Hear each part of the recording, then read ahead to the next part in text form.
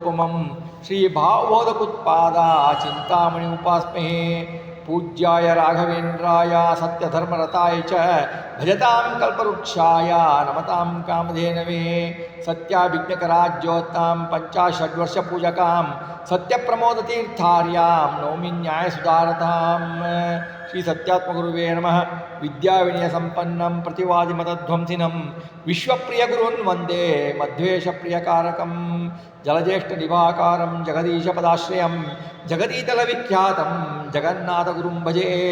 आपादपर्यन्तं गुरूणाम् आकृतिं स्मरेत् तेन विघ्नाः प्रणश्यन्ति सिद्धन्ति च मनोरथाः।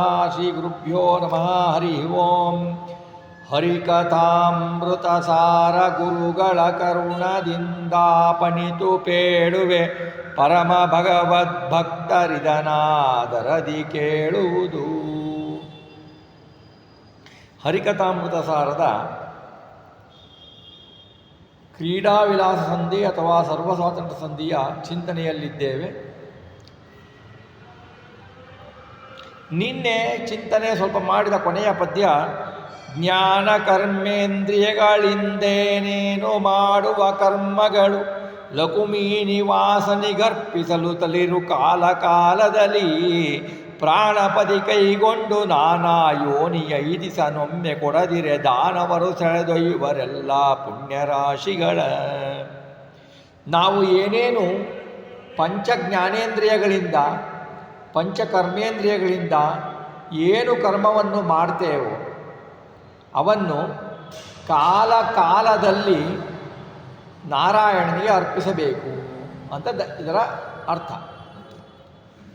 ಕಾಲ ಕಾಲದಲ್ಲಿ ಅರ್ಪಿಸಬೇಕು ಅಂತ. ಯಾಕೆ ಅಂದರೆ ನಾವು ಈಗ ಮಾಡ್ತೀವಿ ನಾಳೆ ಅರ್ಪಿಸ್ತೀವಿ, ಈಗ ಮಾಡ್ತೀವಿ ಸಾಯಂಕಾಲ ಅರ್ಪಿಸ್ತೀವಿ, ರಾತ್ರಿ ಅರ್ಪಿಸ್ತೀವಿ. ನಾವು ಯಾವಾಗ ಇರ್ತೀವಿ ಯಾವಾಗ ಹೋಗ್ತೀವಿ ಅನ್ನೋದು ಗೊತ್ತಿಲ್ಲ ನಮಗೆ. ಈಗ ಮಾಡಿದ ಕೆಲಸಗಳನ್ನು ಈಗಲೇ ಭಗವಂತನಿಗೆ ಅರ್ಪಿಸು. ಹೇಳಿದ್ವಿ ನಿನ್ನೆ, ದ್ವಂದ್ವ ಕರ್ಮಗಳನ್ನು ಭಗವಂತನಿಗೆ ಅರ್ಪಿಸಬೇಕು ಅಂತ ಹೇಳಿತ್ತು.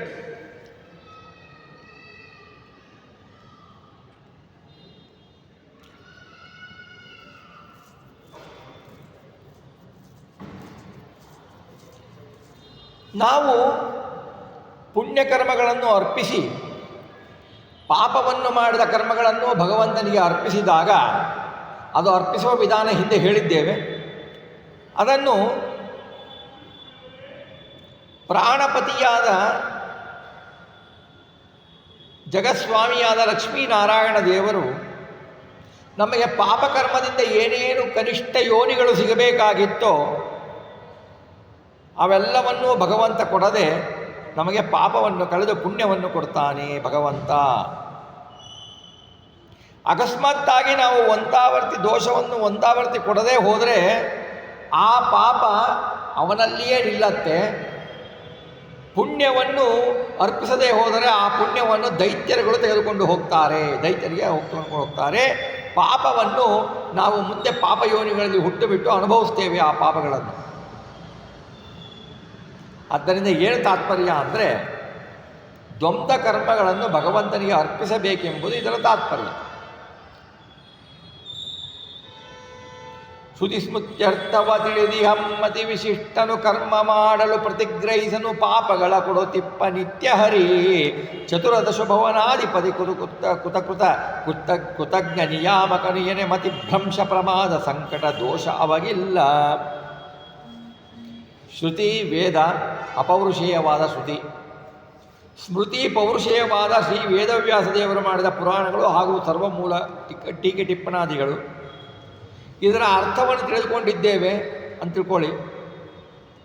ಪಾಠ ಪ್ರವಚನಾದಿಗಳಿಂದ ಅಧಿಕಾರಿ ಅನುಷ್ಠಾನ ಮಾಡತಕ್ಕ ಪ್ರಮೇಯಗಳನ್ನು ತಿಳಿದು ದೋಷಗಳನ್ನು ತಿಳಿದಿದ್ದಾನೆ. ಎಲ್ಲ ಓದಿದ್ದಾರೆ. ಅಧಿಕಾರಿ, ಶಾಸ್ತ್ರ ಓದಲಿಕ್ಕೆ ಅಧಿಕಾರಿ, ಶಾಸ್ತ್ರವನ್ನು ಓದಿದ್ದಾರೆ. ಭಗವಂತನ ಬಗ್ಗೆ ತಿಳುವಳಿಕೆ ಅವರ ಯೋಗ್ಯತೆಗನುಸಾರವಾಗಿ ಇದೆ.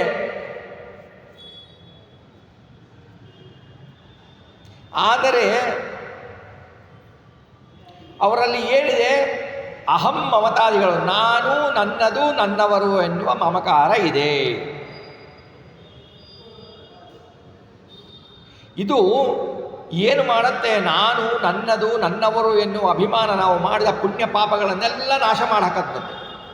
ನಾವು ಎಷ್ಟು ದಿವಸ ನಾವು ರಾಯರಿಗೆ ಪ್ರದಕ್ಷಿಣೆ ಬಂದ್ವಿ, ರಾಯರಿಗೆ ನಮಸ್ಕಾರ ಮಾಡಿದ್ವಿ, ಏನು ಮಾಡ್ತಾರೆ, ಹೆಜ್ಜೆ ನಮಸ್ಕಾರ ಮಾಡಿದ್ವಿ, ಕನಕಾಭಿಷೇಕ ಮಾಡಿಸಿದ್ವಿ, ಸರ್ವಸೇವೆ ಮಾಡಿಸಿದ್ವಿ, ಸಕಲ ಆರಾಧನೆಯ ಸೇವೆಯನ್ನು ಮಾಡಿಸಿದ್ವಿ, ಭಗವಂತನಿಗೆ ಸೇವೆಯನ್ನು ಮಾಡಿಸಿದ್ವಿ, ತಿರುಪತಿಗೆ ಹೋಗಿ ದರ್ಶನ ಪಡೆದ ಭಗವಂತನಿಗೆ ಸೇವೆಯನ್ನು ಮಾಡಿಸಿದ್ವಿ.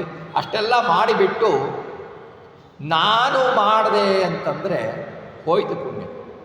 ಭಗವಂತ ಆ ಪುಣ್ಯವನ್ನು ತೆಗೆದು ಬಿಡ್ತಾನೆ. ನಾನು ಮಾಡಿದೆ ಅನ್ನುವುದು ಬರಬಾರ್ದು, ಭಗವಂತ ನಮ್ಮಲ್ಲಿ ನಿಂತು ಮಾಡಿಸಿದ ಅನ್ನುವ ಚಿಂತನೆ ಬರಬೇಕು. ಅಥವಾ ಇವರು ನಮ್ಮವರು, ಇವರು ನಾನು, ನನ್ನದು, ನನ್ನ ಹೆಂಡತಿ, ನನ್ನ ಮಕ್ಕಳು, ನನ್ನ ಬಂಧುಗಳು, ನನ್ನ ಬಳಗಗಳು, ನನ್ನ ಸ್ನೇಹಿತರು, ಇವರೆಲ್ಲ ಅತಿಶಯವಾದ ಮಮತೆ ಇರಬಾರ್ದು. ಇರಬೇಕು ಮಮತೆ, ಎಷ್ಟು ಬೇಕೋ ಅಷ್ಟು. ಅತಿಶಯವಾದ ಮಮತೆ ಇರಬಾರ್ದು. ಮಮತೆ ಇದ್ದುದರಿಂದ ಏನಾಗತ್ತೆ? ಬಂಧನ ಆಗತ್ತೆ. ಈ ಸಂಸಾರ ಬಂಧನಕ್ಕೆ ಕಾರಣ ಆಗತ್ತೆ. ಹೇಗೆ? ನಾನು ಅನ್ನುವುದು ಒಂದು ಬಂಧನ, ಮಮಕಾರ ನನ್ನವರು ಎನ್ನುವುದು ಒಂದು ಬಂಧನ. ಈ ಬಂಧನದಿಂದ ಮಾನವ ನಿತ್ಯ ಸಂಸಾರದಲ್ಲಿ ಬಿದ್ದು ಒದ್ದಾಡ್ತಾನೆ. ಹೀಗೆ ಇರುವವನು ಎಲ್ಲ ಜ್ಞಾನಿಯಾಗಿದ್ದರೂ, ಹೀಗೆ ಅವನು ಎಲ್ಲ ಭಗವಂತನ ಬಗ್ಗೆ ತನ್ನ ಯೋಗ್ಯತೆಯನ್ನು ಸರ್ವಾಗ ಅರ್ಥವನ್ನು ತಿಳಿದು ಎಲ್ಲ ಶ್ರುತಿ ಪುರಾಣಗಳನ್ನು ಓದಿದ್ದಾನೆ. ಅಂತಹ ಜ್ಞಾನಿ ನಾನು, ನನ್ನದು ಎನ್ನುವುದನ್ನು ಬಿಟ್ಟಿಲ್ಲ ಎಂದು ಪುಣ್ಯಕರ್ಮವನ್ನು ಮಾಡಿ ಭಗವಂತನಿಗೆ ಅರ್ಪಿತ ಮಾಡಲೇನಾಗ್ತಾನೆ? ಭಗವಂತ ಪ್ರತಿಗ್ರಹಿಸನು ಅಂದರೆ ಸ್ವೀಕಾರ ಮಾಡೋದಿಲ್ಲ ಭಗವಂತ.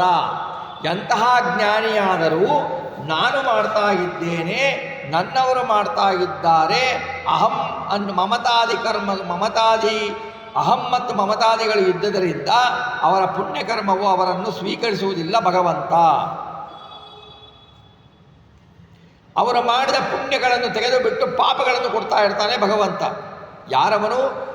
ಚತುರ್ದಶ ಭುವನಾಧಿಪತಿ, 14 ಲೋಕದ ಒಡೆಯ.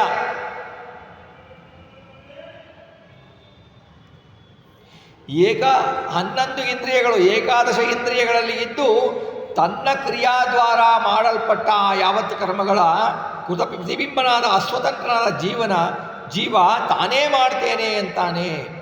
ಇದನ್ನು ನಮ್ಮ ಏಕಾದಶ ಇಂದ್ರಿಯಗಳಲ್ಲಿ ವ್ಯಾಪಾರ ಮಾಡಿಸುವವನು ಯಾರು?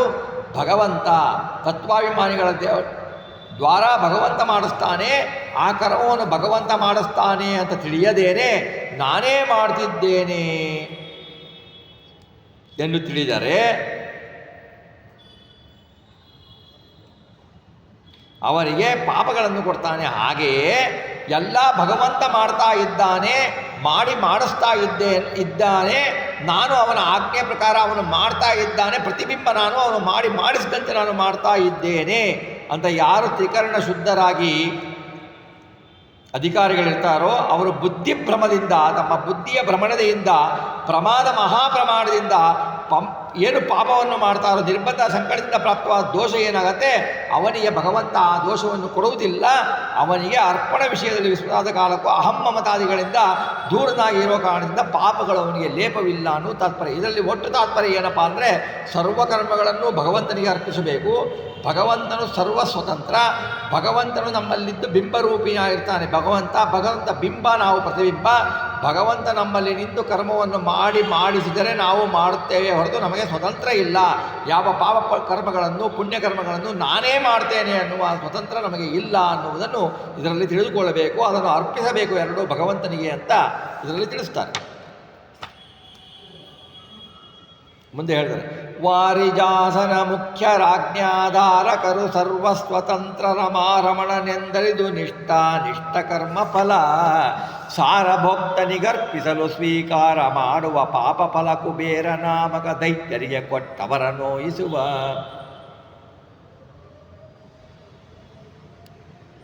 ಕರ್ಮ ವಿಭಾಗವನ್ನು ಮಾಡಿ ದೇವದೈತ್ಯರಿಗೆ ಕೊಡ್ತಾನೆ ಎನ್ನುವುದನ್ನು ಇದರಲ್ಲಿ ಹೇಳ್ತಾ ಇದ್ದಾರೆ.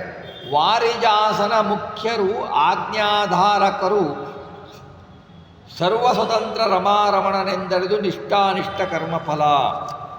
ಜೀವೋತ್ತಮರಾದ ಮುಖ್ಯ ಪ್ರಾಣದೇವರು, ಕಮಲಾಸನನಾದ ಬ್ರಹ್ಮದೇವರು ಮೊದಲಾದ ತತ್ವಾಭಿಮಾನಿ ದೇವತೆಗಳು, ಚರಾಚರ ಸರ್ವ ಜಗತ್ತಿನೊಳಗೆ ಪರಾಧೀನನಲ್ಲದ ಸರ್ವ ಸ್ವಾತಂತ್ರ್ಯನಾದ ಸರ್ವಪೂಜ್ಯನಾದ ಲಕ್ಷ್ಮೀನಾರಾಯಣ, ರಮಾಪತಿಯಾದ ಬಿಂಬರೂಪಿ ಪರಮಾತ್ಮ ಲಕ್ಷ್ಮೀನಾರಾಯಣನಿಗೂ ಪರಮಾತ್ಮನಿಗೂ ನಮ್ಮ ಬಿಂಬರೂಪಕ್ಕೂ ಯಾವುದೂ ವ್ಯತ್ಯಾಸ ಇಲ್ಲ, ಯಾವುದೂ ಭೇದ ಇಲ್ಲ.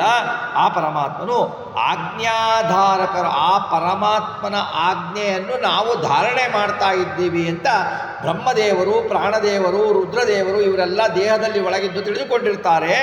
ಇವರು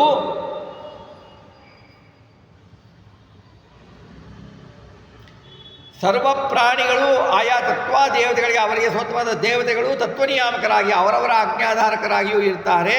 ರಮಾಭೃತ್ಯಾನಂತ ಸರ್ವರೂ ಸ್ವತ್ತವರಿಂದ ಆಜ್ಞಾಧಾರಕರಾಗಿರ್ತಾರೆ ಎಂದು ಅರಿತು ಯಾರು ಗುರುಮುಖದಿಂದ ಸಚ್ಚಾರ್ಥ ಶ್ರವಣದಲ್ಲಿ ಉಕ್ತವಾದ ಕ್ರಮದಿಂದ ಅರಿತವನಾಗಿ ನಿಷ್ಠ ಪುಣ್ಯಕರ್ಮಗಳನ್ನು ಪಾಪಕರ್ಮಗಳನ್ನು ಕರ್ಮಫಲ ಈ ಉಭಯವಿಧ ಕರ್ಮಜನಿತ ಅಂದರೆ ಕರ್ಮದಿಂದ ಜನ್ಯವಾದ ಏನು ಫಲವಿದೆ ಪುಣ್ಯ ಪಾಪವಿದೆ, ಈ ಪುಣ್ಯಗಳಲ್ಲಿ ತಜ್ಜನಿತ ಫಲಗಳಲ್ಲಿ ಅಂದರೆ ಪುಣ್ಯಗಳಲ್ಲಿ ಮಾಡಿದಾಗ ಅದರಿಂದ ಜನ್ಯವಾದ ಫಲಗಳಲ್ಲಿ ವಿದ್ಯಮಾನವಾದ ತದಾಕಾರವಾದ ತನ್ನ ಸ್ವಾಖ್ಯ ರಸವನ್ನು ಭಗವಂತ ಭೋಜನ ಮಾಡತಕ್ಕ ಬಿಂಬರೂಪಿ ಪರಮಾತ್ಮನಿಗೆ ಅರ್ಪಿಸಲು ಸ್ವೀಕಾರ ಮಾಡ್ತಾನೆ. ಏನು ಪುಣ್ಯ ಏನು ಪಾಪ ಮಾಡ್ತೀವಲ್ಲ ಇವೆಸ್ತರ ಸ್ಥೂಲ ಪುಣ್ಯ ಸ್ಥೂಲ ಪಾಪ, ಇದರಲ್ಲಿ ಭಗವಂತನ ರೂಪ ಇರುತ್ತೆ, ಸ್ವಾಖ್ಯ ರೂಪ ಇರುತ್ತೆ, ಅದನ್ನು ತಾನು ತೆಗೆದುಕೊಳ್ತಾನೆ ಭಗವಂತ ಎಂದು ಅರ್ಪಣೆ ಮಾಡಿದರೆ ಆ ಪಾಪಕರ್ಮದಿಂದ ಬಂದ ಫಲವನ್ನು ಕುಬೇರ ನಾಮಕ ಅಂದರೆ ಏನಂದರೆ ಕುಮತೇರೀರಣಾತ್ ಸರ್ವ ಸಾವೃತೆ ಸ ಕುಬೇರಕಃ ಅಂದರೆ ದೈತ್ಯರಿಗೆ ಬಿಂಬನಾಗಿ ಪ್ರೇರಣೆಗಳನ್ನು ಮಾಡ್ತಾನಾದ್ದರಿಂದ ಅವನ ಕಡೆಯಿಂದ ಕುಬೇರ ಎಂದು ನಾಮಾಂಕಿತನಾದವನು ಪರಮಾತ್ಮ ಆಗಿರ್ತಾನೆ. ಅವನೇನು ಮಾಡ್ತಾನೆ, ಆ ಪಾಪಕರ್ಮಗಳನ್ನು ದೈತ್ಯರಿಗೆ ಕೊಡ್ತಾನೆ, ಅವರನ್ನು ನೋಯಿಸ್ತಾನೆ ಭಗವಂತ.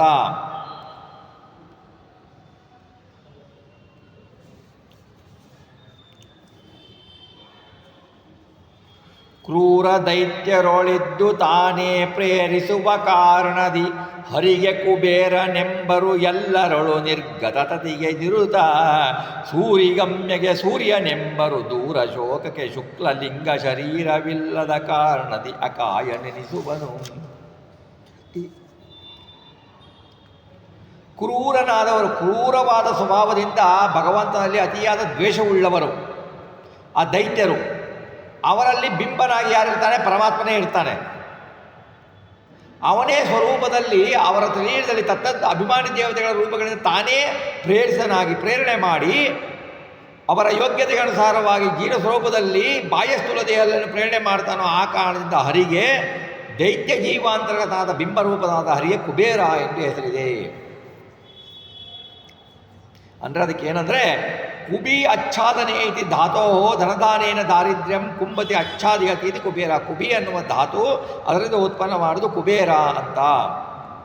ಎಲ್ಲರೊಳು ಯಾವತ್ತು ದೈತ್ಯರೊಳಗೆ ಕುಬೇರ ನಾಮದಿಂದ ಭಗವಂತ ಕರೆಸ್ಕೊಳ್ತಾನೆ, ಇಂಥವರಲ್ಲಿ ಕ್ರೂರ ದೈತ್ಯರ ನಿರ್ಗತತೆಗೆ ಅಧೋಗತಿಯಾದ ನಿತ್ಯ ಅಂಧತ್ತಮಸ್ಸನ್ನು ಲೋಕ ಸೇರ್ತಾರೋ ಆ ಉದ್ದೇಶವಾಗಿ ಸ್ವರೂಪದ ಗುಣಕ್ರಮವಾಗಿ ಸ್ವರೂಪ ಗುಣಕ್ಕೆ ಅನುಗತವಾಗಿ ಸ್ಥೂಲ ದೇಹದಿಂದ ಸಾಧನೆಯನ್ನು ಮಾಡಿಸ್ತಾನೆ ಭಗವಂತ.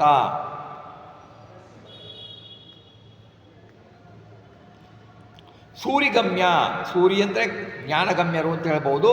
ಭಗವದ್ಭಕ್ತರಾದ ಜ್ಞಾನಿಗಳಾದವರಿಗೆ ಅಂತರ್ಗತನಾದ ಪರಮಾತ್ಮ ಏನು ಮಾಡ್ತಾನೆ ಅಂದರೆ ಸೂರಿಗೆ ಪರಮಾತ್ಮನ ಅವರವರಿಗೆ ಪ್ರತ್ಯಕ್ಷ ದರ್ಶನವನ್ನು ಕೊಡ್ತಾನೆ. ಆ ಕಡೆಯಿಂದ ಜ್ಞಾನರೂಪಿ ಪರಮಾತ್ಮನನ್ನು ಸೂರ್ಯ ಅಂತಾರೆ ಸ್ವರೂಪ. ಆಮೇಲೆ ಸೂರಿಗಮ್ಯ ತತ್ವಾತ್ ಪ್ರಜಾಪತಿಯೇ ಎಂಬುದು ಕರೀತಾರೆ ಸೂರ್ಯನಿಗೆ. ಹಾಗೆ ಜ್ಞಾನಿರೂಪಿ ಪರಮಾತ್ಮನನ್ನು ಸೂರ್ಯನೆಂತಾರೆ. ಸ್ವರೂಪ ಬಾಹ್ಯ ಎರಡರಲ್ಲಿ ಅವನು ಸ್ವರೂಪಾನುಸಾರ ಜೀವರಲ್ಲಿ ಪೂರ್ವೋಕ್ತವಾದ ತತ್ಸಾಧನೆ ಮಾಡಿಸ್ತಾನೆ, ಪ್ರೇರಣಾದಿಗಳನ್ನು ಮಾಡ್ತಾನೆ. ಆಮೇಲೆ ಜ್ಞಾನಿಗಳಿಗೆ ಊರ್ಧ್ವ ಲೋಕದಿಂದ ವೈಕುಂಠ ಲೋಕಕ್ಕೆ ಪ್ರವೇಶಕ್ಕಾಗಿ ಎಂದು ತಿಳಿದುಕೊಳ್ಳಬೇಕು.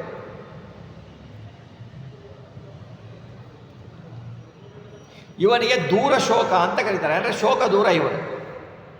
ಹೇಗೆ ಶೋಕ ದೂರ? ಅವನ ಹತ್ರ ಲವಲೇಶವಾದ ದುಃಖವೂ ಬರುವುದಿಲ್ಲ, ಅವನ ಹತ್ರ ದೋಷ ಇಲ್ಲ. ಜೀವರ ಯಾತನಾದಿಗಳು ಬಿಂಬಗಳಿಗಿಲ್ಲ. ಈಗ ಪ್ರತಿಬಿಂಬ ಜೀವ ದುಃಖ ಪಡ್ತಾನೆ, ಜೀವ ಪ್ರತಿಬಿಂಬ, ಬಿಂಬರೂಪಿ ಪರಮಾತ್ಮ. ನಮ್ಮ ದುಃಖಗಳು ಭಗವಂತನಿಗೆ ಬರೋದಿಲ್ಲ. ಯಾಕೆಂದರೆ ಈ ಕನ್ನಡಿಯನ್ನು ತೆಗೆದುಕೊಳ್ಳಿ, ಉದಾಹರಣೆ ದರ್ಪಣವನ್ನು ತೆಗೆದುಕೊಳ್ಳಿ. ಅಲ್ಲಿ ನೀವು ನಿಂತಿದ್ದೀರಾ, ನಿಮಗೆ ಏನಾದರೂ ದುಃಖ ಆದರೆ, ನೋವಾದರೆ ಕನ್ನಡಿಯಲ್ಲಿರುವ ಪ್ರತಿಬಿಂಬಕ್ಕೆ ಅದು ಪ್ರತಿಬಿಂಬಕ್ಕೆ ನಿಮಗೆ ಏನಾದರೂ ಗಲೀಜು ಹಚ್ಚಿದರೆ ನಿಮಗೆ ಗಲೀಜು ಹತ್ತಿರುತ್ತಾ? ಇಲ್ಲ ಅಲ್ವಾ?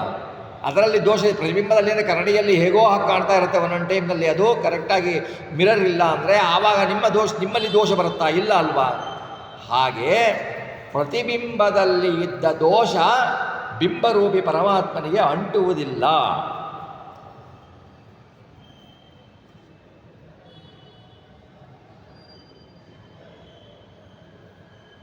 ಇದಕ್ಕೆ ಶುಕ್ಲಲಿಂಗ ಶರೀರ ಅಂತ ಕೇಳ್ತಾರೆ. ಇದಕ್ಕೆ ಈಶಾವಾಸ್ಯ ಭಾಷೆ ಉಪನಿಷತ್ತಿದೆ. ಶುಕ್ಲಂತುಚ್ಛೋಕರಾಹಿತ್ಯಂ ಅವರ್ಣಾನಿ ನಿತ್ಯಪೂರ್ಣತಃ ಪಾವನತ್ವತ್ಸದಾ ಶುದ್ಧಂ ಅಕಾಯಂ ಲಿಂಗವರ್ಜನಾದಿತಿ ಅಂತ.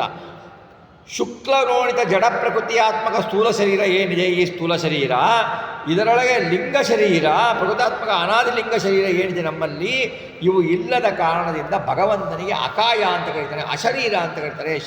ಅವನಿಗೆ ಅಶರೀರ, ಶರೀರ ಇಲ್ಲ ಅಂತ ಕರೀತಾರೆ. ಏನಪ್ಪ ಅರ್ಥ ಅಂತಂದರೆ, ಅವನಿಗೆ ನಮ್ಮ ಹಾಗೆ ಸ್ಥೂಲ ಶರೀರ, ಲಿಂಗ ಶರೀರಗಳು ಇಲ್ಲ ಅಂತ ಅರ್ಥ ಅಲ್ಲ. ಅಕಾಯ ಶರೀರ ಇಲ್ಲ ಅಂತ ಅರ್ಥ ಅಲ್ಲ, ಹೀಗೆ ಅರ್ಥ ಮಾಡ್ಕೊಳ್ಬೇಕು. ಅಂದರೆ ಎಂಥ ಶರೀರ ಭಗವಂತನದು ಅಂದರೆ ನಮ್ಮ ಹಾಗೆ ಲಿಂಗ ಶರೀರ ಅಲ್ಲ, ಸ್ಥೂಲ ಶರೀರ ಅಲ್ಲ, ಆನಂದ ಜ್ಞಾನ ದೇಹವುಳ್ಳವನು, ಆನಂದ ಜ್ಞಾನವನ್ನೇ ದೇಹವಾಗಿ ಉಳ್ಳವನು ಪರಮಾತ್ಮ ಅಂತ ತಿಳ್ಕೊಳ್ಬೇಕು. ಅಭಿಷಿದ್ಯಾಭೇದ್ಯ ಅಂತ ಅನಿಸ್ತೋದನೆ ಅಂದರೆ ಅಚಿದ್ಯಾಭೇದ್ಯ ಅಂತಲೂ ಅಂದರೆ ಅವನನ್ನು ಛೇದನ ಮಾಡಲಿಕ್ಕಾಗಲ್ಲ, ಭೇದ ಮಾಡಲಿಕ್ಕಾಗಲ್ಲ ಅಂತಹವನು ಭಗವಂತ. ಕುಬೇರ ನಾಮಗಳು ಪರಮಾತ್ಮನ ನಾಮಗಳು ಅಂತಲೇ ತಾತ್ಪರ್ಯವನ್ನು ದಾಸವರೇಣ್ಯರು ಹೇಳ್ತಾರೆ. ಮುಂದೆ ಹೇಳ್ತಾರೆ ಇಂದಿನ ಶ್ಲೋಕದಲ್ಲಿ, ಪೇಳಲೊಷವಲ್ಲವು ಮಹಾಪಾಪಾಳಿಗಳ ಒಂದೇ ಕ್ಷಣದಿ ನಿರ್ಮೂಲಗೈಸಲಿಬೇಕು ಎಂಬುವ ಗೊಂದೆ ಹರಿನಾಮ. ನಾಲಿಗೆಯೊಳುಳ್ಳವಗೆ ಪರಮ ಕೃಪಾಳು ಕೃಷ್ಣನು ಕೈ ಪಿಡಿದು ತನ್ನಾಲಯದೊಳಿಟ್ಟನು ನಿಜಲಾನಂದ ಬಡಿಸುವನು. ಹಾಗಾದರೆ ಈ ಪುಣ್ಯ ಪಾಪಗಳನ್ನೆಲ್ಲ ಮಾಡ್ತೀವಿ, ಅರ್ಪಿಸ್ತೀವಿ, ನಮಗೆ ಏನು ಇದರಿಂದ ತಪ್ಪಿಸ್ಕೊಳ್ಬೇಕು ಅಂತಂದರೆ, ಇದರಿಂದ ನಾವು ನಿವಾರಿಸಿ ಮೋಕ್ಷಕ್ಕೆ ಹೋಗಬೇಕು, ಹರಿಯ ಮುಖ್ಯ ಪ್ರಾಣದ ಹರಿಯ ಪ್ರೀತಿಯನ್ನು ಗಳಿಸಬೇಕು ಅಂದರೆ ಏನು ಬೇಕು? ಪೇಳಲೊಷವಲ್ಲವು ಮಹಾಪಾಪಾಳಿಗಳ ಒಂದೇ ಕ್ಷಣದ ನಿರ್ಮೂಲಗೈಸಬೇಕು ಅಂದರೆ ಒಂದೇ ಒಂದು ಹರಿನಾಮ. ದೇವರ ನಾಮಗಳನ್ನು ಅನುಸಂಧಾನಾತ್ಮಕವಾಗಿ ಯಾವಾಗಲೂ ನಿರಂತರವಾಗಿ ಪ್ರತಿದಿನ, ಪ್ರತಿ ಕ್ಷಣ, ಪ್ರತಿ ಗಂಟೆ ಅದನ್ನು ಸ್ಮರಿಸ್ತಾ ಇರಬೇಕು, ಹರಿನಾಮಗಳನ್ನು ಹೇಳ್ತಾ ಇರಬೇಕು. ಯಾವಾಗಲೂ ಬಾಯಿನಲ್ಲಿ ಹರಿನಾಮ ಬರ್ತಾ ಇರಬೇಕು. ನಾಲಿಗೆ ಕೊಟ್ಟಿರುವುದೇ ಇದಕ್ಕೆ ಭಗವಂತನ ಸ್ಮರಣೆ ಮಾಡಲಿಕ್ಕೆ ನಾಲಿಗೆ ಕೊಟ್ಟಿರೋದು, ಭಗವದ್ಭಕ್ತರ ಗಾನ ಮಾಡಲಿಕ್ಕೆ. ಅದು ಬಿಟ್ಟು ನಾವೇನು ಮಾಡ್ತೀವಿ? ಆಚಾರವಿಲ್ಲದ ನಾಲಿಗೆ, ನಿನ್ನ ನೀಚ ಬುದ್ಧಿಯ ಬಿಡು ನಾಲಿಗೆ ಅಂತ ಹೇಳ್ತಾರೆ. ಬೇರೆ ಬೇರೆ ಜನರ ಮನೆ ಕಥೆಗಳನ್ನೇ ಆಡ್ತೀರಾ? ಭಗವಂತನ ಪ್ರಾರ್ಥನೆಯನ್ನು ಮಾಡಿ. ನರಜನ್ಮ ಬಂದಾಗ ನಾಲಿಗೆ ಇದ್ದಾಗ ಕೃಷ್ಣ ಎನ್ನಬಾರದೆ ಅಂತಾರೆ. ನರಜನ್ಮ ಕೊಟ್ಟಿದ್ದಾನೆ, ನಾಲಿಗೆ ಕೊಟ್ಟಿದ್ದಾನೆ, ಚೆನ್ನಾಗಿ ನಾಲಿಗೆ ಇದೆ, ಮಾತಾಡಲಿಕ್ಕೆ ಬರುತ್ತೆ. ಕೃಷ್ಣ ಕೃಷ್ಣ ಅಂತ ದಿವಸ ಹೇಳಲಿಕ್ಕಾಗಲ್ವಾ ನಿಮ್ಮ ಕೈಯಲ್ಲಿ? ಭಗವಂತನ ಸ್ಮರಣೆಯನ್ನು ಹೇಳಲಿಕ್ಕಾಗಲ್ವಾ ಅಂತ ಕೇಳ್ತಾರೆ ದಾಸರು.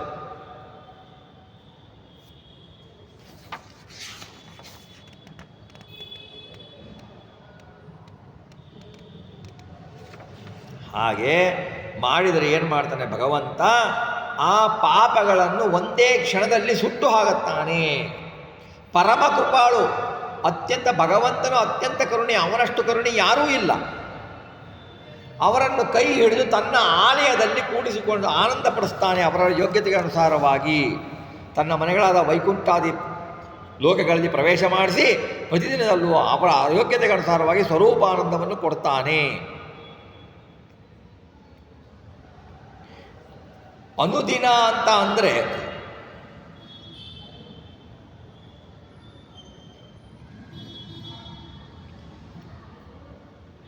ವೈಕುಂಠದಲ್ಲಿ ಸೂರ್ಯ ಚಂದ್ರಾದಿಗಳಿಂದ ದಿನ ಸಾಂಕೇತ ಇಲ್ಲ.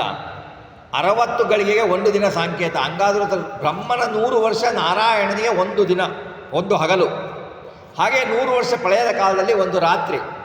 ಇಂತಹ ಸೃಷ್ಟಿ ವಿವಕ್ಷ ಪರಮಾತ್ಮನಿಗೆ ಆದಿ ಮಧ್ಯಾಂತಗಳು ಇಲ್ಲದ ಕಡೆಯಿಂದ ಕಾಲ ಎಂಬುದು ಔಪಚಾರಿಕ ಆಗತ್ತೆ.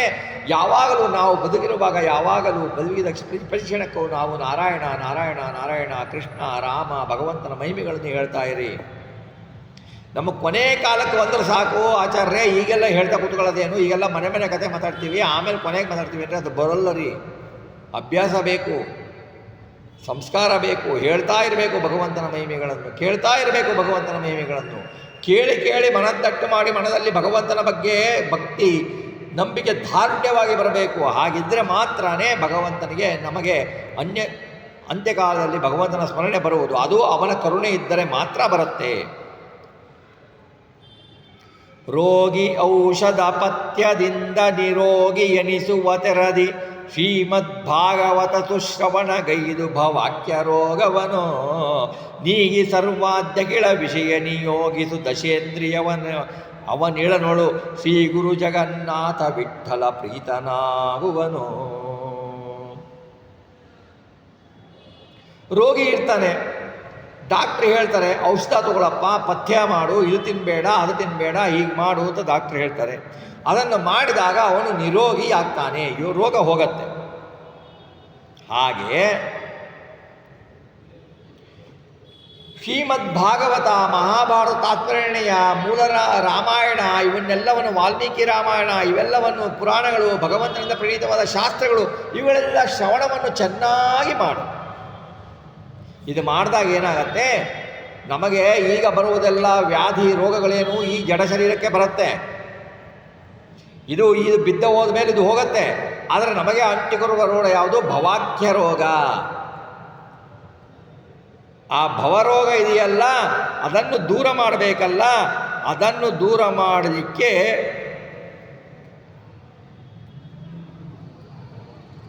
ನಾವು ಭಗವಂತನ ಶ್ರವಣವನ್ನು ಮಾಡಬೇಕು, ಭಾಗವತದ ಶ್ರವಣವನ್ನು ಮಾಡಬೇಕು, ಭಗವಂತನ ಭಕ್ತರ ಚರಿತ್ರೆಗಳನ್ನು ಕೇಳಬೇಕು, ಭಗವಂತನ ಮಹಿಮೆಗಳನ್ನು ತಿಳಿಯಬೇಕು. ಹಾಗೆ ತಿಳಿದರೆ ನಾವು ಭವರೋಗದಿಂದ ದೂರವಾಗ್ತೇವೆ, ನಾವು ನಿರೋಗಿಗಳಾಗ್ತೇವೆ. ಹಾಗೆ ಬಿಟ್ಟು ಎಲ್ಲ ವಿಷಯ ನಿಯೋಗಿಸು ದಶೇಂದ್ರಿಯದೊಳಗೆ ಅವನಿಗೆ ಜಗನ್ನಾಥ ವಿಠಲನಿಗೆ ಅರ್ಪಿಸಿದರೆ ಶ್ರೀ ಗುರು ಜಗನ್ನಾಥ ವಿಠಲ ಪ್ರೀತನಾಗ್ತಾನೆ ಅಂತ ಜಗನ್ನಾಥ ದೇವರು ಈ ಕರ್ಮ ಸರ್ವಸ್ವಾತಂತ್ರ್ಯ ಸಂಧಿಯ ಮಂಗಳವನ್ನು ಮಾಡ್ತಾರೆ.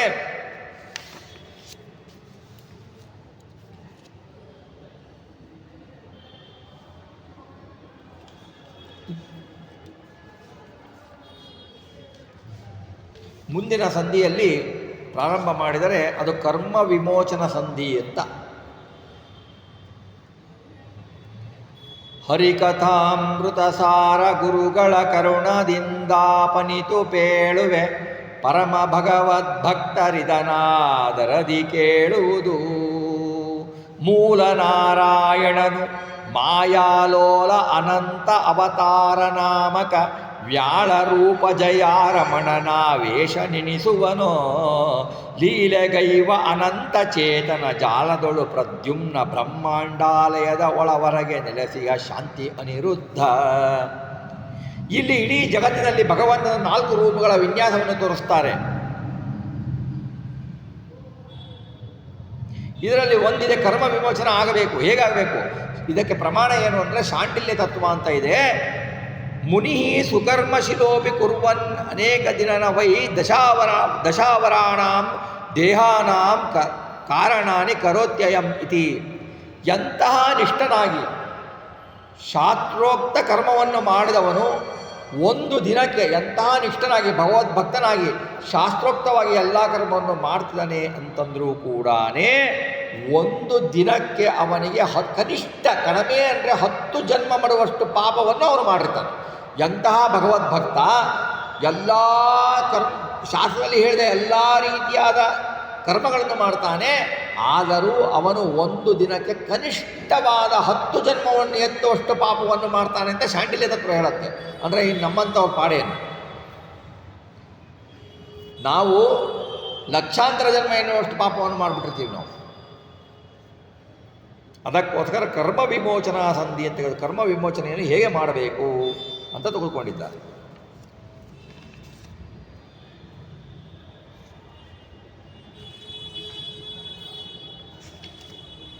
ಮೂಲ ರೂಪ ನಾರಾಯಣ, ಮೂಲ ನಾರಾಯಣನ ರೂಪದಿಂದ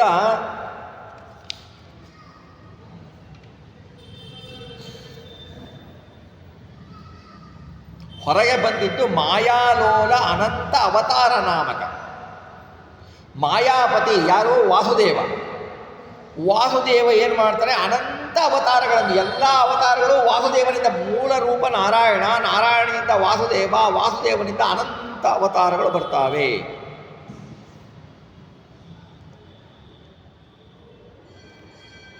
ಆಮೇಲೆ ವ್ಯಾಳ ರೂಪ ಜಯಾರಮಣನ ಆವೇಶ ನೆನೆಸುವನು.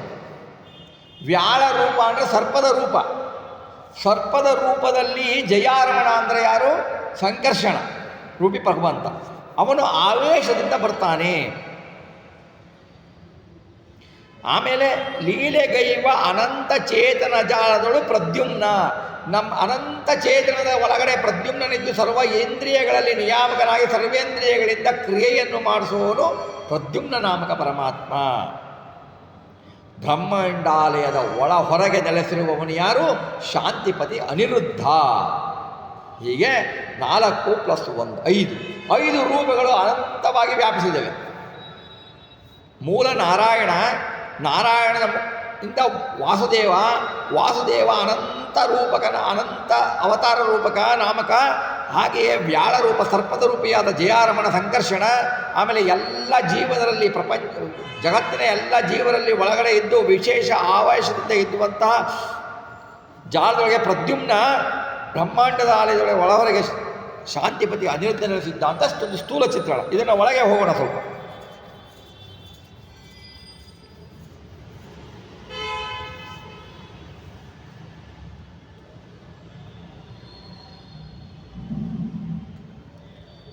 ಇದು ಏನು ಮಾಡ್ತಾನೆ ಭಗವಂತ ಅಂದರೆ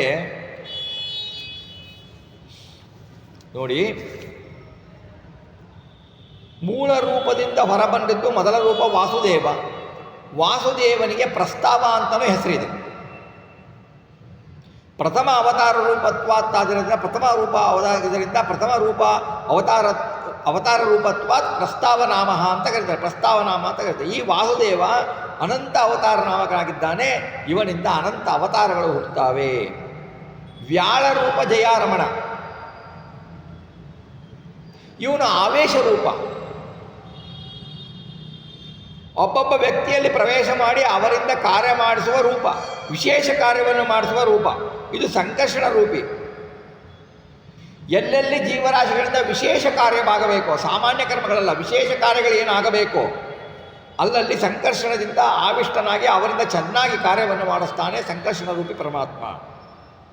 ಆಮೇಲೆ ಪ್ರದ್ಯುಮ್ನ ಪ್ರತಿಯೊಬ್ಬ ಚೇತನರ ಗುಂಪಿನಲ್ಲಿ ಅನಂತ ಜೀವರ ಒಳಗೆ ಇರ್ತಾನೆ. ಪ್ರದ್ಯುಮ್ನ ಪ್ರವೇಶ ಮಾಡಿ ಅವರವರ ಶರೀರ, ಇಂದ್ರಿಯ, ಮನಸ್ಸು, ಪ್ರಾಣ ಇವುಗಳಿಗೆ ಚಟುವಟಿಕೆಯನ್ನು ಮೂಡಿಸ್ತಾನೆ.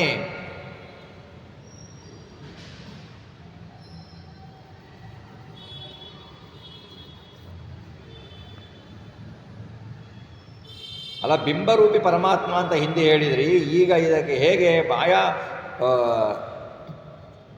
ನಾರಾಯಣ ರೂಪದಿಂದ ಹೊರಬಂದ ಪ್ರದ್ಯುಮ್ನ ಎಲ್ಲ ಚಕ್ರಗಳು ಪ್ರವೇಶ ಮಾಡ್ತಾನೆ ಅಂತಂದರೆ, ಸ್ವರೂಪ, ಲಿಂಗ, ಸೂಕ್ಷ್ಮ ದೇಹಗಳಿದಾವಲ್ಲ, ಆ ದೇಹದ ಜೀವಾಕಾರದ ರೂಪ ಬಿಂಬರೂಪದಿಂದ ಬಂದಿರುತ್ತೆ. ಇಲ್ಲಿ ಸ್ಥೂಲ ದೇಹದಲ್ಲಿ ಭಗವದ್ ರೂಪಾದಿಗಳೆಲ್ಲ ಅಗ್ರೇಶ, ಪ್ರಾದೇಶ, ಮೂಲೇಶ ಅನ್ನುವಂಥ ಹೊರಗಿಂದ ಬಂದು ವಿನ್ಯಾಸ ಆಗಿರುತ್ತೆ. ಈ ರೂಪವೇ ಪ್ರಾದೇಶ, ಮೂಲೇಶ, ಅಗ್ರೇಶ ಆದಿಗಳಾಗಿ ನಿಲ್ಲುತ್ತವೆ. ಇದನ್ನು ಸ್ಥೂಲ ಬಿಂಬ ಅಂತ ಕರೀತಾರೆ. ಬಿಂಬಗಳಲ್ಲಿ ಸೂಕ್ಷ್ಮ ಬಿಂಬ, ಮಧ್ಯಮ ಬಿಂಬ ಹಾಗೂ ಸ್ಥೂಲ ಬಿಂಬ ಎನ್ನುವ ವಿನ್ಯಾಸಗಳಿದ್ದಾವೆ.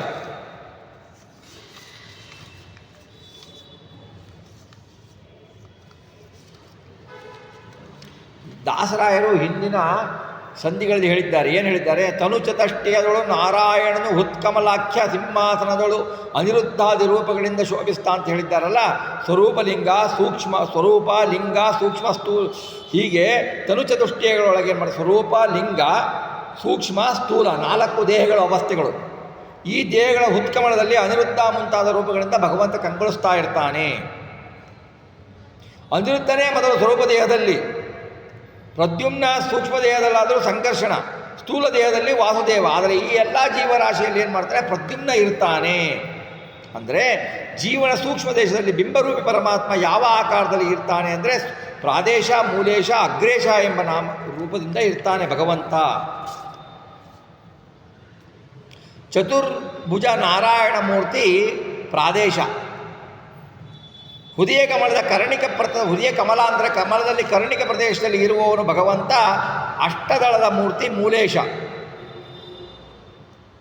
ಅಷ್ಟಭುಜದ ನಾರಾಯಣ ಮೂರ್ತಿ ಮೂಲೇಶ, ಅಂಗುಷ್ಟಾಗ್ರದಲ್ಲಿ ಇವನಿರ್ತಾನೆ.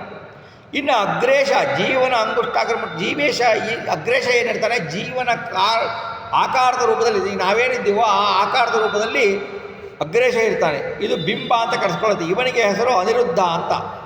ಲಿಂಗ ದೇಹದಲ್ಲಿ ಇರುವವನು ಅಗ್ರೇಶ ನಾಮಕ ಪರಮಾತ್ಮ ಬಿಂಬನಾಗಿದ್ದರು. ಅವನಿಗೆ ಹೆಸರು ಏನು? ಅನಿರುದ್ಧ ಅಂತ ನಾವು ತಿಳಿದುಕೊಂಡ್ರೆ ಇದು ಅನಿರುದ್ಧ ರೂಪ ಆಗತ್ತೆ. ಆಮೇಲೆ ಇಲ್ಲಿ ನಾವು ಏನು ಅನುಸಂಧಾನ ಮಾಡ್ಕೋಬೇಕು ಅನ್ನೋದನ್ನು ಹೇಳ್ತಾರೆ. ಇದು ಹೇಳೋಕ್ಕಿಂತ ಮುಂಚೆ ಒಂದು ನೋಡಬೇಕು ಅಂದರೆ, ಅನಿರುದ್ಧ ಬ್ರಹ್ಮಾಂಡದ ಹೊರಗೆ ಮತ್ತು ಬ್ರಹ್ಮಾಂಡದ ಒಳಗೆ ವ್ಯಾಪಿಸಿದ್ದಾನೆ. ಅಂದರೆ ಬ್ರಹ್ಮಾಂಡದ ಪಿಂಡಾಂಡ ಅಂತ ಇದೆಯಲ್ಲ, ಈ ಜೀವನ ಸ್ವರೂಪ ದೇಹದಲ್ಲಿ ಅವಾಸನಾಗಿ ಆಧಾರಭೂತನಾಗಿದ್ದಾನೆ. ಜೀವನ ಹೃದಯದಲ್ಲಿ ಪ್ರಾದೇಶ ನಾಮಕ ಅಂತ ಕರೆಸ್ಕೊಳ್ತಾನೆ. ಹೃದಯೇ ಸರ್ವಸ್ವ ವ್ಯಾಪಿ ಪ್ರಾದೇಶ ಅಂತ ಇದೆ. ಈ ನಾರಾಯಣನ 6ನೇ ರೂಪವಾದ ಪುರುಷ ರೂಪ ಜೀವನ ಸ್ವರೂಪ ದೇಹದ ಉಚ್ಚಾರಣೆಗಳಿಗೆ ಓಂಕಾರಾದಿ ವರ್ಣಗಳಲ್ಲಿ ವ್ಯಾಪ್ತವಾಗಿದೆ. ಈ ಓಂಕಾರಾದಿ ವರ್ಣಗಳು ಅಭಿವ್ಯಕ್ತಿ ಅಂತ ಮಂತ್ರಗಳ ಅಭಿವ್ಯಕ್ತಿ ಅಂತ ತಿಳ್ಕೊಳ್ಬೇಕಾಗತ್ತೆ. ಹಾಗೆ ನಾರಾಯಣ ಇರ್ತಾನೆ. ನಾರಾಯಣ ಅಂದರೆ ಏನು ಅಂತ ಅರ್ಥ ಮಾಡಬೇಕು. ನಾರಾಯಣ ಅಂದರೆ ಅರ ಅಂದರೆ ದೋಷ, ನ ಅಂದರೆ ಇಲ್ಲ, ದೋಷಗಳು ಇಲ್ಲದವನು ನಾರಾಯಣ, ದೋಷರಹಿತನಾದವನು ನಾರಾಯಣ ಅಂತ ತಿಳಿದುಕೊಳ್ಳಬೇಕು. ಅದರ ಅಯಣ ಅಂದರೆ ಚಂದವಾಗಿ ಆಶ್ರಯ ಉಳ್ಳವನು. ನರಾಹ ಎಂದರೆ ಚೇತನರು, ಚೇತನಕ್ಕೆ ಸಂಬಂಧಪಟ್ಟವನಾದ್ದರಿಂದ ಸಂಬಂಧದಿಂದ ಅವನಿಗೆ ನಾರಾಯಣ ಅಂತ ಕರೀತಾರೆ. ನಾರ ಅಂದರೆ ನೀರು ಬರುತ್ತೆ, ನೀರು ಅಂದರೆ ವೇದಗಳು, ವೇದಗಳಿಗೆ ಆಶ್ರಯನ ಜ್ಞಾನರೂಪನಾದ್ದರಿಂದ ಅವನಿಗೆ ನಾರಾಯಣ ಅಂತ ಕರೀತಾರೆ. ವೇದಗಳಿಗೆ ಆಶ್ರಯನಾದ್ದರಿಂದ ಅವನಿಗೆ ನಾರಾಯಣ ಅಂತ ಕರೀತಾರೆ. ಅರ ಅಂದರೆ ಅಜ್ಞಾನ, ಅಜ್ಞಾನ ರಹಿತನಾದವರಿಂದ, ಅಜ್ಞಾನ ರಹಿತನಾದವರಿಂದ ಅವನಿಗೆ ನಾರಾಯಣ ಅಂತ ಕರೀತಾರೆ.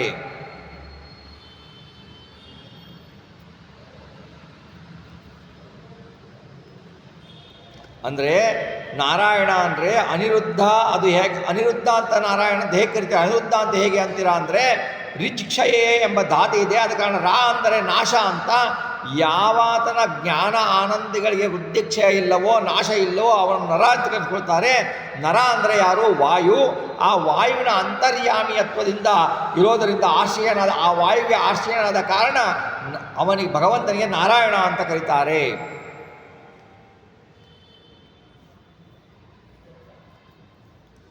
ಅನೌವೈ ಪ್ರಾಣ ಅಂತ ಶ್ರುತಿ ಇದೆ. ಈ ವಾಯುದೇವರಲ್ಲಿ ಅತ್ಯಂತವಾಗಿ ವೃದ್ಧ ಅಂತರ್ಯಾಮಿಯಾಗಿ ಇದ್ದಾಗ ಬದ್ಧನಾದ ಕಾರಣದಿಂದ ನಾರಾಯಣ ಅನಿರುದ್ಧ ಶಬ್ದಗಳಿಗೆ ಏಕಾರ್ಥತ್ವ ಇದೆ. ಅದು ವಾಯುದೇವರಿಗೂ ಇದೆ, ಆಮೇಲೆ ಭಗವಂತನಿಗೂ ಇದೆ. ಅನಿರುದ್ಧ ಎಂದು ಸಿದ್ಧ ಆಗತ್ತೆ. ವಾಯುದೇವರ ಅಂತರ್ಗತನಾದ ನಾರಾಯಣ ಅವನಿಗೆ ಅನಿರುದ್ಧ ಅಂತ ಹೆಸರು. ತದನಂತರ ಭಗವದ್ ರೂಪವು ನಾರ ಅನಿಸುತ್ತೆ ಅಂತ ನಾರಾಯಣನ ಪದದ ನಿಷ್ಪತ್ತಿಯನ್ನು ತಿಳಿಸ್ತಾರೆ. ಆಮೇಲೆ ನಾರಾಯಣ ಪ್ರದ್ಯುಮ್ನ ಅಂತ, ನಾರಾಯಣ ಅನಿರುದ್ಧ ನೋಡಿದರೆ ನಾರಾಯಣ ಪ್ರದ್ಯುಮ್ನ ಅಂತ ಸ್ವಲ್ಪ ವಿಶೇಷ ವಿಷಯಗಳನ್ನು ತಿಳ್ಕೊಳ್ಬೇಕು. ನಿಮಗೆ ಸ್ವಲ್ಪ ಅರ್ಥವಾಗಲಿಕ್ಕೆ ಕಷ್ಟವಾದರೂ ಕೂಡ ಅದನ್ನು ತಿಳ್ಕೊಳ್ಬೇಕು ಅನ್ನೋ ವಿಷಯದಿಂದ ಹೇಳ್ತಾ ಇದ್ದೇನೆ. ಯಾರಿಗೆ ಜ್ಞಾನಾನಂದ ತಿರೋಭಾವ ಲಕ್ಷಣ ನಾಶ ಇಲ್ಲವೋ, ಜ್ಞಾನದ ಲಕ್ಷಣ ನಾಶ ಇಲ್ಲವೋ ಆತನೇ ನಾರ. ನಾರ ಅಂದರೆ ಯಾರು? ಪ್ರದ್ಯುಮ್ನ. ನಾರಾಯಣ ಪ್ರದ್ಯುಮ್ನ ಶಬ್ದಗಳಿಗೆ ಏಕಾರ್ಥನೇ ಇದೆ. ಪ್ರಕೃಷ್ಟ ತಿರೋಭಾವರಹಿತವಾದ ದ್ಯುತಿ ಅಂದರೆ ಜ್ಞಾನ, ಅತಿರೋಹಿತ ವಿಜ್ಞಾನ ಯಾವಾತನಿಗೆ ಇದೆಯೋ ಆತನೇ ಪ್ರದ್ಯುತಿ ಎಂದು ಕರೆಸ್ಕೊಳ್ತಾನೆ. ಪ್ರದ್ಯುತಿ ಅಂದರೆ ಯಾರು ಅಂದರೆ, ಪ್ರದ್ಯುತಿ ಅಂತ ನಾವು ವಾಯುದೇವರಿಗೆ ಕರಿತೇವೆ. ವಾಯುದೇವರಲ್ಲಿ ಅವನಿಂದ ತಿಳಿಯಲಿಕ್ಕೆ ಯೋಗ್ಯನಾದ ಕಾರಣ ನಾರಾಯಣ ಅಂದರೆ ಪ್ರದ್ಯುಮ್ನ. ಅವನಿಗೆ ಆಶ್ರಯನಾದ ಕಾರಣ ನಾರಾಯಣನಿಗೆ ಪ್ರದ್ಯುಮ್ನ ಅಂತ ಕರೀತಾರೆ.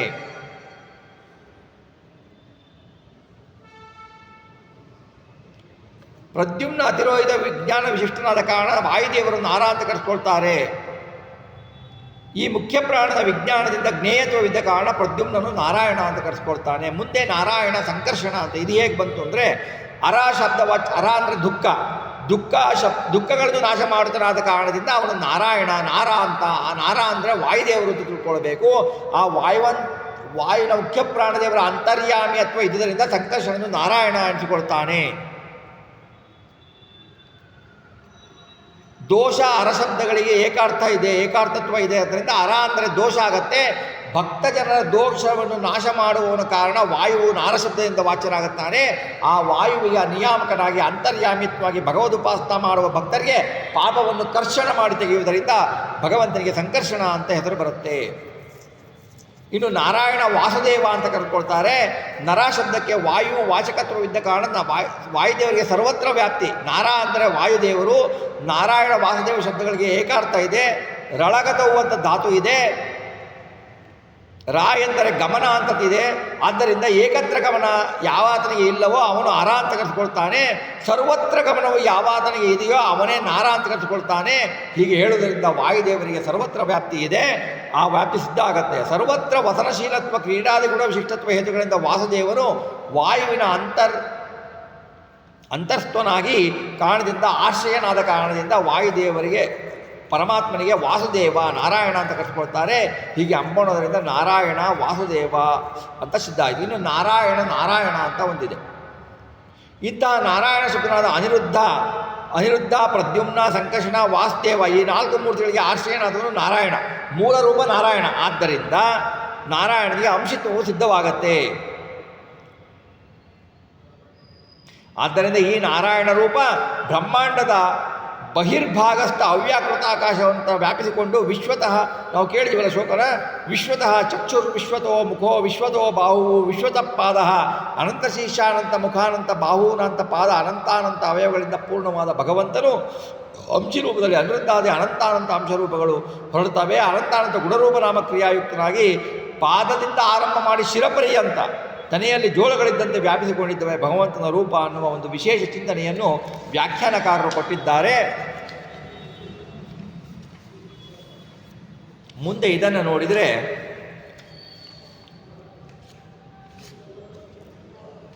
ಇದರಲ್ಲಿ ನಾವು ಏನು ಅನುಸಂಧಾನ ಮಾಡಬೇಕು ಅಂತ ನೋಡಬೇಕು.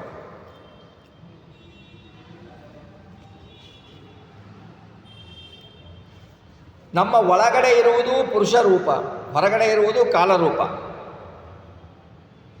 ಪುರುಷ ರೂಪ ಜೀವನ ಒಳಗೆ ಪ್ರದ್ಯುಮ್ನ ರೂಪದಿಂದ ಇರುತ್ತೆ ಪುರುಷ. ಅನಿರುದ್ಧ ಕಾಲನಾಮಕನಾಗಿ ಬ್ರಹ್ಮಾಂಡದ ಹೊರೊಳಗೆ ಇರ್ತಾರೆ. ಅನಿರುದ್ಧ ಏನು ಮಾಡ್ತಾರೆ? ಅನಿರುದ್ಧ ರೂಪ ಪರಮಾತ್ಮ ಸಕಲ ಜೀವನ ಒಳಗೆ ಹೊರಗೆ ಕಾಲರೂಪದಿಂದ ಇದ್ದು ಬಿಟ್ಟು ನಮಗೆ ಎಲ್ಲಿ ಏನು ಬೇಕೋ ನಮಗೆ ನಮ್ಮ ಯೋಗ್ಯತೆ ಕರ್ಮಗಳ ಅನುಸಾರವಾಗಿ ನಮಗೆ ತಂದು ಕೊಡ್ತಾನೆ. ಪ್ರದ್ಯುಮ್ನ ರೂಪ ಒಳಗಡೆ ಇದ್ದು ನಮ್ಮ ಕರ್ಮಗಳಿಗೆ ಅನುಸಾರವಾಗಿ ಇಂದ್ರಿಯಗಳ ಇಂದ್ರಿಯಗಳ ದ್ವಾರ ನಮ್ಮ ವ್ಯಾಪಾರವನ್ನು ಮಾಡಿಸ್ತಾನೆ. ಅಂದರೆ ಜೀವನ ಒಳಗೆ ಬಿಂಬರೂಪ ಇದೆ, ಜೀವನ ಒಳಗೆ ಬಿಂಬರೂಪ ಇದೆ, ಹೊರಗಡೆ ಕಾಲರೂಪ ಇದೆ. ಅಂದರೆ ಹೊರಗಡೆಯ ರೂಪವನ್ನೇ ಚಿಂತನೆ ಮಾಡಿದರೆ ಸಾಕು, ಬಿಂಬರೂಪ ಯಾಕೆ ಬೇಕು ಅಂತ ನೀವು ಕೇಳಬಹುದು ಅಲ್ವಾ?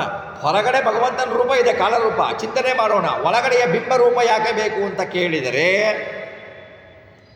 ಸೂರ್ಯ ಹೊರಗಡೆನೂ ಇರ್ತಾನೆ ಅಲ್ವಾ? ನಮ್ಮ ಕಣ್ಣಿನಲ್ಲೂ ಇರ್ತಾನೆ ಸೂರ್ಯ. ಸೂರ್ಯ ಹೊರಗಡೆ ಬೆಳಕು ಕೊಡ್ತಾನೆ. ನಮ್ಮ ಒಳಗಡೆ ಯಾಕೆ ಬೇಕು ಬಿಂಬರೂಪನ ಉಪಾಸನೆ ಅಂತ ಕೇಳಿದರೆ, ಸೂರ್ಯ ಹೊರಗಡೆ ಬೆಳಕು ಕೊಡ್ತಾನೆ. ನಮ್ಮ ಕಣ್ಣಿನಲ್ಲಿ ಸೂರ್ಯ ಮರೆಯಾದರೆ ಆ ಬೆಳಕು ಕಾಣೋದಿಲ್ಲ ಅಲ್ವ ನಮಗೆ, ಹೌದಾ? ಹಾಗೆ ಸೂರ್ಯ ಹೊರಗಡೆ ಬೆಳಕು ಕೊಡುವುದನ್ನು ನೋಡಲಿಕ್ಕೆ ನಮ್ಮ ಕಣ್ಣಿನ ಒಳಗಡೆ ಇರುವ ಸೂರ್ಯ ಬೇಕು. ಹಾಗೇನೆ ಬಿಂಬರೂಪದ ಚಿಂತನೆ ಇಲ್ಲದಿದ್ದರೆ ನಾವು ಹೊರಗಡೆಯ ರೂಪವನ್ನು ನೋಡೋದು ಸಾಧ್ಯ ಇಲ್ಲ ಅಂತ ತಿಳ್ಕೊಳ್ಬೇಕು. ಕಾಲರೂಪ ಏನು ಮಾಡುತ್ತೆ? ಅನಿರುದ್ಧ ರೂಪ ನಮಗೆ ನಮ್ಮ ಕಾಲಕ್ಕೆ ಏನು ಬೇಕೋ ಅದೆಲ್ಲವನ್ನೂ ಕೊಡುತ್ತೆ ನಮಗೆ. ಶಬ್ದ, ಸ್ಪರ್ಶ, ರಸ, ರೂಪ, ಗಂಧಗಳನ್ನು ಕೊಡುತ್ತೆ. ನಮ್ಮ ಎಲ್ಲ ಜನ್ಮಗಳಲ್ಲೂ, ಇದೊಂದೇ ಜನ್ಮ ಅಲ್ಲ, ಎಲ್ಲ ಜನ್ಮಗಳಲ್ಲೂ ನಮ್ಮ ಕರ್ಮಕ್ಕೆ ಅನುಸಾರವಾಗಿ ನಮಗೆ ಜನರ ಪ್ರಾಣಿಗಳ ಸಂಬಂಧ ಎಲ್ಲ ವಸ್ತುಗಳ ಸಂಪರ್ಕವನ್ನು ಅನಿರುದ್ಧ ದೇವ ಹೊರಗಡೆ ಇರುವ ಕಾಲರೂಪದಿಂದ ನಮಗೆ ಕೊಡ್ತಾನೆ. ನೋಡಿ, ನಮ್ಮ ಹೊರಗಡೆ ಕಾಲರೂಪ ಅನಿರುದ್ಧ ಇದ್ದಾರೆ. ನಾವೇನು ಚಿಂತನೆಯನ್ನು ಮಾಡಬೇಕು ಅಂತಂದರೆ, ಈಗ ನೀವು ಪ್ರವಚನಕ್ಕೆ ಬಂದಿದ್ದೀರಾ, ನಿಮ್ಮ ಹೊರಗಡೆಗೆ, ನಿಮ್ಮ ಜೀವದ ಹೊರಗಡೆಗೆ ಅನಿರುದ್ಧ ದೇವರಿದ್ದಾರೆ, ದೇಹದ ಹೊರಗಡೆಗೆ. ನೀವು ಪ್ರವಚನಕ್ಕೆ ಬಂದಿದ್ದೀರಾ ಅಂತಂದರೆ ಅನಿರುದ್ಧ ದೇವರು ನಿಮ್ಮನ್ನು ಕರೆದುಕೊಂಡು ಬಂದು ಇಲ್ಲಿ ಕೂಡಿಸಿದ್ದಾರೆ, ನೀವು ಬಂದಿಲ್ಲ. ನಿಮ್ಮನ್ನು ಕರೆದುಕೊಂಡು ಬಂದು ಕೂಡಿಸಿದ್ಯಾರು? ಅನಿರುದ್ಧ ದೇವರು, ಅನಿರುದ್ಧ ರೂಪಿ ಪರಮಾತ್ಮ. ಅನಿರುದ್ಧ ರೂಪಿ ಪರಮಾತ್ಮ ಬಂದು ಕೂಡಿಸ್ತಾನೆ, ನಮ್ಮ ಕರ್ಮಕ್ಕೆ ಅನುಗುಣವಾಗಿ ಬಂದು ಕೂಡಿಸ್ತಾನೆ. ನಮ್ಮ ಎಲ್ಲ ಜನ್ಮದ ಜವಾಬ್ದಾರಿಯನ್ನು ಅನಿರುದ್ಧ ರೂಪಿ ಪರಮಾತ್ಮ ಹೊತ್ತಿದ್ದಾನೆ.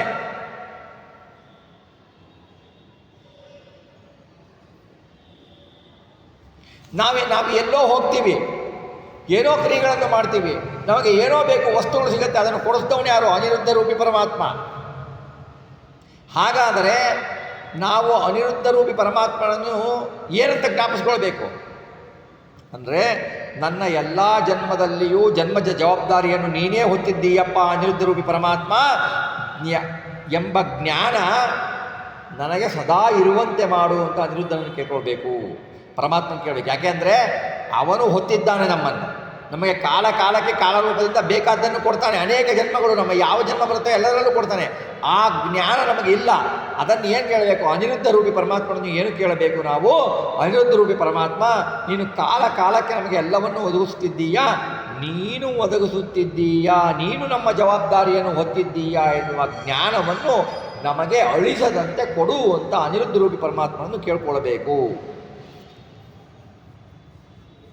ಆಮೇಲೆ ಮುಂದಿನದು, ಒಳಗಿನಿಂದ ಪ್ರದ್ಯುಮ್ನ ಪುರುಷರೂಪಿ ಪರಮಾತ್ಮ ಇದ್ದಾನೆ. ಪುರುಷರೂಪಿ ಪರಮಾತ್ಮ ಒಳಗಡೆಯಿಂದ, ಹೊರಗಡೆಯಿಂದ ಕಾಲರೂಪಿ ಅನಿರುದ್ಧ ನಾಮಕ ಪರಮಾತ್ಮ, ಒಳಗಡೆಯಿಂದ ಪುರುಷರೂಪ ಪರಮಾತ್ಮ ಇದ್ದಾನೆ. ಇವನು ಏನು ಮಾಡ್ತಾನೆ? ನಮ್ಮ ಒಳಗಿದ್ದು ನಮ್ಮ ಸಮಸ್ತ ಇಂದ್ರಿಯಗಳಿಂದ ನಮ್ಮ ಕರ್ಮಕ್ಕೆ ಅನುಸಾರವಾಗಿ ಚಟುವಟಿಕೆಗಳನ್ನು ಪ್ರದ್ಯುಮ್ನ ಮಾಡಿಸ್ತಾನೆ ಪುರುಷರೂಪಿ ಪರಮಾತ್ಮ. ನಮಗೆ ಅದರ ಅರಿವಿಲ್ಲ. ನಾನು ಕೇಳಿದೆ, ನಾನು ಮಾಡಿದೆ, ನಾನು ಹೋದೆ ಅನ್ನೋದೊಂದೇ ಅರಿವು ನಮಗೆ. ಆದರೆ ನಾವೇನು ಕೇಳಬೇಕು? ಆ ಅರಿವು ಬರಬೇಕಾದ್ರೆ ಏನು ಮಾಡಬೇಕು? ನಾವು ಪ್ರದ್ಯುಮ್ನ ನಾಮಕ ಪರಮಾತ್ಮ ರೂಪದ ಪರಮಾತ್ಮನನ್ನು ಪ್ರಾರ್ಥಿಸಿಕೊಳ್ಬೇಕು. ಏನು ಕೇಳಬೇಕು? ನನ್ನ ಒಳಗಿದ್ದೀಯಪ್ಪ, ನನ್ನ ಒಳಗಿದ್ದು ನನ್ನ ಇಂದ್ರಿಯಗಳಿಂದ ಸಮಸ್ತ ಕಾರ್ಯವನ್ನು ನೀನು ಮಾಡಿಸ್ತಾ ಇದ್ದೀಯಾ, ನನ್ನ ಕರ್ಮಕ್ಕೆ ಅನುಸಾರವಾಗಿ ಮಾಡಿಸ್ತಾ ಇದ್ದೀಯಾ. ನೀನು ಏನು ಮಾಡಿದರು, ನೀನು ನನ್ನಲ್ಲಿ ನಿಂತು ನನ್ನ ಇಂದ್ರಿಯಗಳಿಂದ ಯಾವ ಕಾರ್ಯ ಮಾಡಿಸಿದ್ದರೂ ಅದು ನನ್ನ ಒಳ್ಳೆಯದಕ್ಕೇ ಮಾಡಿಸ್ತಿದ್ದೀಯಾ ಎಂಬ ಭಾವನೆ ಸದಾ ನನಗೆ ಕೊಡು ಹರಿಯೇ. ಪ್ರದ್ಯುಮ್ನ ರೂಪದಿಂದ ನೀನು ಏನು ನನ್ನಲ್ಲಿ ನಿಂತುಬಿಟ್ಟು ನನ್ನ ಸರ್ವೇಂದ್ರಿಯಗಳ ದ್ವಾರ ಒಳಗಿನ ಚಟುವಟಿಕೆಗಳನ್ನು ಮಾಡಿಸ್ತಿದ್ದೀಯಲ್ಲ, ಸದಾ ಅದನ್ನು ನನ್ನ ಒಳ್ಳೆಯದಕ್ಕೆ ಮಾಡಿಸ್ತಾ ಇದ್ದೀಯೇ. ನೀನು ನನ್ನ ದೇಹದ ಒಳಗಡೆಯಿಂದ ಜವಾಬ್ದಾರಿಯನ್ನು ಹೊತ್ತು ನನಗೆ ಅನುಗ್ರಹವನ್ನು ಮಾಡ್ತಾ ಇದ್ದೀಯಂತೆಯ ಚಿಂತನೆಯನ್ನು ಸದಾ ನನ್ನಲ್ಲಿ ಇಡು ಅನ್ನುವುದಾಗಿ ಭಗವಂತನನ್ನು ಕೇಳಿಕೊಳ್ಳಬೇಕು. ನೋಡಿ, ಹೊರಗಡೆಯಿಂದ ಅನಿರುದ್ಧ ರೂಪಿ ಪರಮಾತ್ಮ ನಮಗೆ ಜವಾಬ್ದಾರಿಯನ್ನು ಹೊತ್ತಿದ್ದಾನೆ. ಒಳಗಡೆಯಿಂದ ಪ್ರದ್ಯುಮ್ನ ನಾಮಕ ಪರಮಾತ್ಮ ಪುರುಷ ರೂಪದಿಂದ ನಮ್ಮಲ್ಲಿ ನಮ್ಮ ಜವಾಬ್ದಾರಿಯನ್ನು ಹೊತ್ತಿದ್ದಾನೆ. ಈ ಜ್ಞಾನ ಇಲ್ಲದೆ ನಾವೇನು ಮಾಡ್ತೀವಿ? ನಾವೇ ಮಾಡ್ತಾ ಇದ್ದೇವೆ. ಅಯ್ಯೋ ನನ್ನ ಇಷ್ಟು ಜವಾಬ್ದಾರಿ ಬಂದ್ಬಿಡ್ತು, ಅಯ್ಯೋ ಇಷ್ಟು ಜವಾಬ್ದಾರಿ ಬಂದ್ಬಿಡ್ತು ಅಂತೇಳಿ ನಾವು ತಲೆ ಮೇಲೆ ಕೈ ಹೊತ್ಕೊಳ್ತೀವಿ. ಇದು ಸಲ್ಲದು ಅಂತ.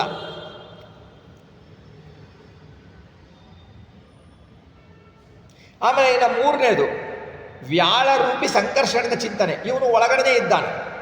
ಈಗ ಪ್ರದ್ಯುಮ್ನ ಅಲ್ಲ, ನೀವು ಕೇಳಬಹುದು, ಪ್ರದ್ಯುಮ್ನ ರೂಪಿ ಪರಮಾತ್ಮ ಒಳಗಡೆ ಇದ್ದಾನೆ, ಎಲ್ಲ ಚಟುವಟಿಕೆಗಳನ್ನು ಮಾಡಿಸ್ತಾ ಇದ್ದಾನೆ ನಮ್ಮಿಂದ ಅಂತ. ಈಗ ಸಂಕರ್ಷಣವನ್ನು ಹೇಳಿದ್ದೀರಿ, ಸಂಕರ್ಷಣ ರೂಪಿ ಪರಮಾತ್ಮನನ್ನು ಅವನು ನಮ್ಮ ಒಳಗಡೆ ಇದ್ದ ಬಿಟ್ಟು ಕ್ರಿಯೆಯನ್ನು ಮಾಡಿಸ್ತಾನೆ ಅಂತಿದ್ದೀರಾ. ಏನು ವ್ಯತ್ಯಾಸ? ಏನು ಮಾಡಿಸ್ತಾನೆ ಅವನು ಅಂದರೆ, ಪ್ರದ್ಯುಮ್ನ ರೂಪಿ ಪರಮಾತ್ಮ ನಮ್ಮ ಎಲ್ಲ ಕ್ರಿಯೆಗಳನ್ನು ಎಲ್ಲ ಜೀವಗಳಲ್ಲೂ ಆಯಾ ಇಂದ್ರಿಯಗಳ ವ್ಯಾಪಾರವನ್ನು ಮಾಡಿಸ್ತಾನೆ. ಸಂಕರ್ಷಣ ರೂಪಿ ಪರಮಾತ್ಮ ಆವೇಶ ರೂಪ ಪರಮಾತ್ಮ. ಅವನು ಏನು ಮಾಡ್ತಾನೆ? ಆವಿಷ್ಟನಾಗಿ ವಿಶೇಷ ಕಾರ್ಯಗಳನ್ನು ಮಾಡಿಸ್ತಾನೆ, ವಿಶಿಷ್ಟವಾದ ಕಾರ್ಯಗಳನ್ನು ಜೀವನದಿಂದ ಮಾಡ್ತಾನೆ. ಯಾರೋ ಒಬ್ಬರು ಬಹಳ ಪಂಡಿತರಿರ್ತಾರೆ, ಜ್ಞಾನ ಇರುತ್ತೆ, ಅವರಲ್ಲಿ ವಿಶೇಷವಾದ ಜ್ಞಾನ ಇರುತ್ತೆ. ಆ ಜ್ಞಾನವನ್ನು ಕೊಡಿಸುವುದು ಯಾರು? ಜಯಾಪತಿ ಸಂಕರ್ಷಣ. ಜಯಾಪತಿ ಸಂಕರ್ಷಣ ಏನು ಮಾಡ್ತಾರೆ? ಮುಖ್ಯ ಪ್ರಾಣದೇವರ, ಮುಖ್ಯ ಪ್ರಾಣ ಅವ್ರ ಮಗ ಅಲ್ವಾ? ಜಯಾಪತಿ ಸಂಕರ್ಷಣದ ಮಗ ಅಲ್ವಾ? ಮುಖ್ಯ ಪ್ರಾಣದ ದ್ವಾರ ಕೊಡಿಸ್ತಾರೆ ಜಯಾಪತಿ ಸಂಕರ್ಷಣ ರೂಪಿ ಪರಮಾತ್ಮ. ವಿಶೇಷ ಯಾರೋ ಒಬ್ಬರು ಅತಿ ಭಾರ ಎತ್ತಾರೆ, ಒಬ್ಬರು ಚೆನ್ನಾಗಿ ಗಾನವನ್ನು ಮಾಡ್ತಾರೆ, ಸಂಕೀರ್ತನೆ ಮಾಡ್ತಾರೆ, ಎಲ್ಲರೂ ಮಾಡಲ್ಲ. ಆ ವಿಶೇಷವನ್ನು ಸಂಕರ್ಷಣ ರೂಪಿ ಪರಮಾತ್ಮ ಅವರವರ ಕರ್ಮಗಳಿಗೆ ಅವರವರ ಯೋಗ್ಯತೆಗೆ ಅನುಸಾರವಾಗಿ ಅವರಿಗೆ ಆ ವಿಶೇಷ ಸಾಧನೆಯನ್ನು ಸಂಕರ್ಷಣ ರೂಪಿ ಪರಮಾತ್ಮ ಕೊಡ್ತಾನೆ.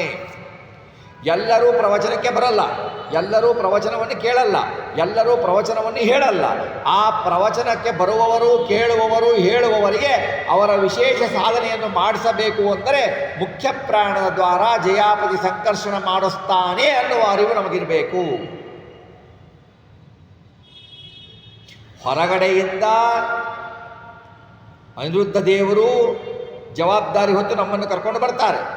ಒಳಗಡೆಯಿಂದ ಪ್ರದ್ಯುಮ್ನ ನಾಮಕ ಪರಮಾತ್ಮ ನಮ್ಮ ಇಂದ್ರಿಯಗಳಿಂದ ವ್ಯಾಪಾರ ಮಾಡಿಸಿ ನಮಗೆ ಭಗವಂತನ ಬಗ್ಗೆ ಮಹಿಮೆಗಳನ್ನು ಕೇಳಿ ಹೇಳುವುದನ್ನು ಕೊಡ್ತಾರೆ. ಸಂಕರ್ಷಣ ರೂಪಿ ಪರಮಾತ್ಮ ವಿಶೇಷವಾಗಿ ಕೆಲವು ಜನಗಳಲ್ಲಿ ಒಂದು ವಿಶೇಷತೆಯನ್ನು ಇಟ್ಟು ಬಿಟ್ಟು ಆ ವಿಶೇಷತೆಯನ್ನು ಸಂಕರ್ಷಣ ರೂಪಿ ಪರಮಾತ್ಮ ಕೊಡ್ತಾನೆ. ಇನ್ನು ಮಾಯಾಲೋಲ ವಾಸುದೇವ ಏನು ಮಾಡ್ತಾನೆ?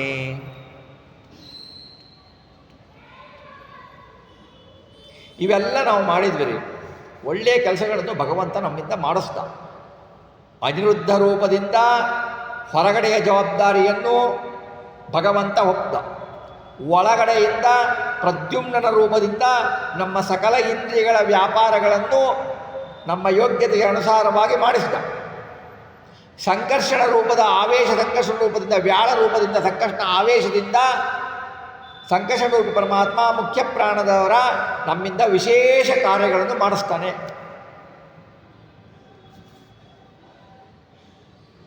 ಹೀಗೆಲ್ಲ ಆಗಬೇಕಂದ್ರೆ ನಮಗೆ ಒಳ್ಳೆಯ ಗುರುಗಳು ಬೇಕಲ್ವ? ಒಳ್ಳೆಯ ಗುರುಗಳ ಸಂಪರ್ಕ ಆಗಬೇಕು. ಒಳ್ಳೆಯ ಗುರುಗಳ ಸಂಪರ್ಕ ಆಗಬೇಕು ಅಂತಂದರೆ ಏನು? ವಾಸುದೇವನನ್ನು ಪ್ರಾರ್ಥಿಸಬೇಕು. ಸರ್ವ ಜೀವರ ಒಳಗೆ ಇರುವ ವಾಸುದೇವ, ನೀನು ನಮಗೆ ಸಾಧನೆಯನ್ನು ಮಾಡುವ, ವಿಶೇಷ ಸಾಧನೆಯನ್ನು ಮಾಡುವ, ನಿನ್ನಲ್ಲಿ ಭಕ್ತಿ ಹುಟ್ಟುವ ಗುರುಗಳನ್ನು ತಿಳಿಸಿಕೊಡುವ ಗುರುಗಳ ಸಂಪರ್ಕವನ್ನು ಮಾಡಿಸುತ್ತ ಕೇಳ್ಕೊಳ್ಬೇಕು. ಸಂಕರ್ಷಣನಿಗೆ, ಸಂಕರ್ಷಣ ರೂಪಿ ಪರಮಾತ್ಮನಿಗೆ ನಮ್ಮಲ್ಲಿ ವಿಶೇಷವಾದ ಜ್ಞಾನವನ್ನು ಕೊಡು, ವಿಶೇಷವಾದ ಭಕ್ತಿಯನ್ನು ಕೊಡು. ಸಂಕರ್ಷಣ, ನೀನು ನಮ್ಮಲ್ಲಿ ಏನಾದರೂ ಒಂದು ವಿಶೇಷ ಇದ್ದು ಆ ವಿಶೇಷ ಗುಣಗಳು ನಮ್ಮಲ್ಲಿದ್ದರೆ ನಮ್ಮದೇ ವಿಶೇಷ ಗುಣ ಅಂತ ಅಹಂಕಾರ ಮಾಡದೆ ನಮ್ಮಲ್ಲಿರುವ ಜಯಾಪತಿ ಸಂಕರ್ಷಣ ದೇವರು, ಮುಖ್ಯ ಪ್ರಾಣ ದೇವರ ಮಾಡಿಸ್ತಾ ಇದ್ದಾರೆ ಆ ವಿಶೇಷ ಕಾರ್ಯಗಳನ್ನು. ಆ ವಿಶೇಷ ಕಾರ್ಯಗಳು ಆಗಿದ್ದು ಜಯಾಪತಿ ಸಂಕರ್ಷಣನ ಅನುಗ್ರಹದಿಂದ ಅಂತ ನಾವು ಚಿಂತನೆ ಮಾಡಬೇಕು. ಆ ಜ್ಞಾನ ಯಾವಾಗಲೂ ಮರೆಯಬಾರದು ಅಂತ ಜಯಾಪತಿ ಸಂಕರ್ಷಣೆಯನ್ನು ಕೇಳ್ಕೊಳ್ಬೇಕು. ಆಮೇಲೆ ಮಾಯಾಪತಿ ವಾಸುದೇವನನ್ನು ಏನು ಕೇಳ್ಕೊಳ್ಬೇಕು? ಇವೆಲ್ಲ ಆಗಲಿಕ್ಕೆ ಗುರುಗಳು ಬೇಕು. ಅಂತಹ ಒಳ್ಳೆಯ ಗುರುಗಳ ಸಂಪರ್ಕವನ್ನು ನೀನು ಕೊಡು. ನಮಗೆ ಯಾವ ಗುರುಗಳು ಸಿಕ್ಕಿದ್ದಾರೋ ಅದು ನಾನೇ ಹುಡುಕಿಕೊಂಡು ಹೋಗಿದ್ದೇನೆ ಅಂತ ಅಲ್ಲ, ಅದನ್ನು ಮಾಯಾಪತಿ ವಾಸುದೇವ ನಮಗೆ ಅನುಗ್ರಹಿಸಿದ್ದಾನೆ. ಅವನ ಅನುಗ್ರಹ, ಒಂದು ಗುರುಗಳ ಸಂಪರ್ಕ ಆಗಬೇಕಾದ್ರೂ ಅದು ಸುಲಭ ಅಲ್ಲ ರೀ. ರಾಘವೇಂದ್ರ ಸ್ವಾಮಿಗಳು ಮುಂತಾದ ಸ್ವಾಮಿಗಳ ಗುರುಗಳ ದರ್ಶನ ಆಗಬೇಕು ಅಂದರೆ, ಗುರುಗಳ ಅನುಗ್ರಹ ಆಗಬೇಕು ಅಂದರೆ ಸಾಮಾನ್ಯ ಅಲ್ಲ. ಅದನ್ನು ಸಂಪರ್ಕವನ್ನು ಕೊಟ್ಟು ನಮ್ಮ ಜೀವನವನ್ನು ಉದ್ಧಾರ ಮಾಡುವವನು ಯಾರು? ಮಾಯಾಪತಿ ಶ್ರೀ ವಾಸುದೇವ ಮುಖ್ಯ ಪ್ರಾಣದ ದ್ವಾರ ಮಾಡಿಸ್ತಾನೆ, ನಮ್ಮ ಯೋಗ್ಯತೆಗೆ ಅನುಸಾರವಾಗಿ. ಹೀಗೆ ಮಾಡಿಸು, ನೀನೇ ಮಾಡಿಸ್ತಾ ಇದ್ದೀಯಾ ಎಂಬುವ ಜ್ಞಾನವನ್ನು ನಮಗೆ ನಿರಂತರವಾಗಿ ಕೊಡು ಅನ್ನುವುದು ಒಂದು ಚಿಂತನೆ.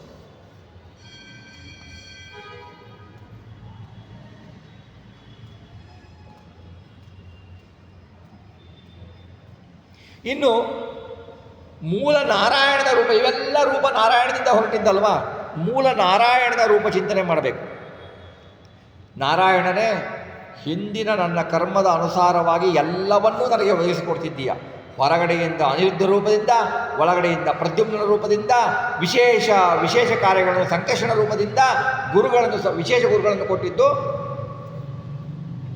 ವಾಸುದೇವನ ರೂಪದಿಂದ ಕೊಟ್ಟಿದ್ದೀಯಪ್ಪ ನಾರಾಯಣ ದೇವರೇ. ಸ್ವಲ್ಪ ವಿಶೇಷವಾಗಿ ಸದಾ ನಿನ್ನನ್ನು ಚಿಂತನೆ ಮಾಡುವ ಸಾಧನೆ ಮಾಡುವಂತೆ ಮಾಡು. ವಿಶೇಷವಾಗಿ ಮೂಲರೂಪಿ ನಾರಾಯಣನನ್ನು ಕೇಳ್ಕೊಳ್ಬೇಕು. ನಾನು ಏನು ಮಾಡಿದ್ದೀನೋ ಪಾಪವನ್ನು ಅದನ್ನು ಕಳೆದು ಬಿಟ್ಟು ದೈತ್ಯರಿಗೆ ಹಂಚಿಸಿ ನನಗೆ ನಿನ್ನ ಬಗ್ಗೆ ವಿಶೇಷವಾದ ಜ್ಞಾನವನ್ನು ಕೊಡು. ನೀನೇ ವಿಶೇಷ ಜ್ಞಾನವನ್ನು ಕೊಡುವವನು ಅಂತ ಚಿಂತನೆಯನ್ನು ನನಗೆ ಕೊಡು, ಮರೆಯದಂತೆ ಮಾಡು ಅಂತ ನಾರಾಯಣನನ್ನು ಕೇಳಿಕೊಳ್ಳಬೇಕು. ಈ 5 ರೂಪದ ಭಗವಂತನನ್ನು ನಾವು ಪ್ರತಿ ದಿವಸ ಚಿಂತನೆಯನ್ನು ಮಾಡಬೇಕು, ಅನುಸಂಧಾನವನ್ನು ಮಾಡಬೇಕು. ಈ ಒಂದು ಶ್ಲೋಕವನ್ನು ಬರೆದಿಟ್ಟುಕೊಂಡು ಆ ಶ್ಲೋಕವನ್ನು ಹೇಳಿ ದಿವಸ ಇದನ್ನು ಚಿಂತನೆಯನ್ನು ಮಾಡಿ, ಇದನ್ನು ಮಾಡಿದರೆ ಭಗವಂತ ನಮ್ಮ ಯೋಗ್ಯತೆಗೆ ಅನುಸಾರವಾಗಿ ಆ ಚಿಂತನೆ ನಮಗೆ ಬರುವಂತೆ ಮಾಡ್ತಾನೆ ಭಗವಂತ. ಇದೆಲ್ಲ ಅನುಸಂಧಾನಗಳು. ನಾವು ಕೇಳಿಬಿಟ್ಟು ನಾವು ಬಿಟ್ಟು ಹೋಗ್ತೀವಿ ಅಂತಂದರೆ ಅದು ಸರಿಯಾಗುವುದಿಲ್ಲ ಅಂತ ಹೇಳ್ತಾರೆ.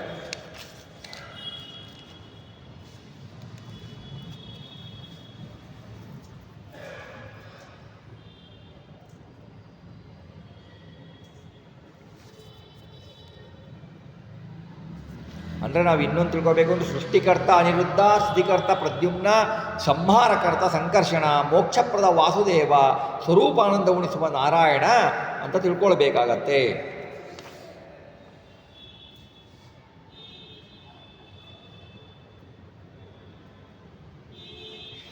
ಈ ನಾರಾಯಣನ ಗುಣರೂಪ ಕ್ರಿಯೆಗಳನ್ನು ಆದಿ ಹಂತವಾಗಿ ತಿಳಿಯಬೇಕು ಅಂದರೆ ನಮ್ಮ ಕೈಯಲ್ಲಾಗಲ್ಲ ರೀ. ನಾನೆಲ್ಲ ತಿಳಿದುಕೊಂಡು ಬಿಟ್ಟೆ ಭಗವಂತನನ್ನು ಅಂದರೆ ಮೂಢ ಅಂತಾರೆ ಅವನಿಗೆ.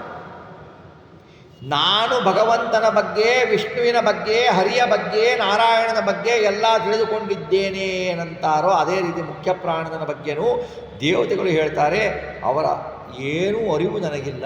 ಸಾಕ್ಷಾತ್ ಲಕ್ಷ್ಮೀದೇವಿನೇ ಹೇಳ್ತಾಳೆ, ಅವನ ಅನಂತತ್ವವನ್ನು ಕಂಡು ಬೆರಗಾಗ್ತಾಳೆ ಲಕ್ಷ್ಮೀದೇವಿ.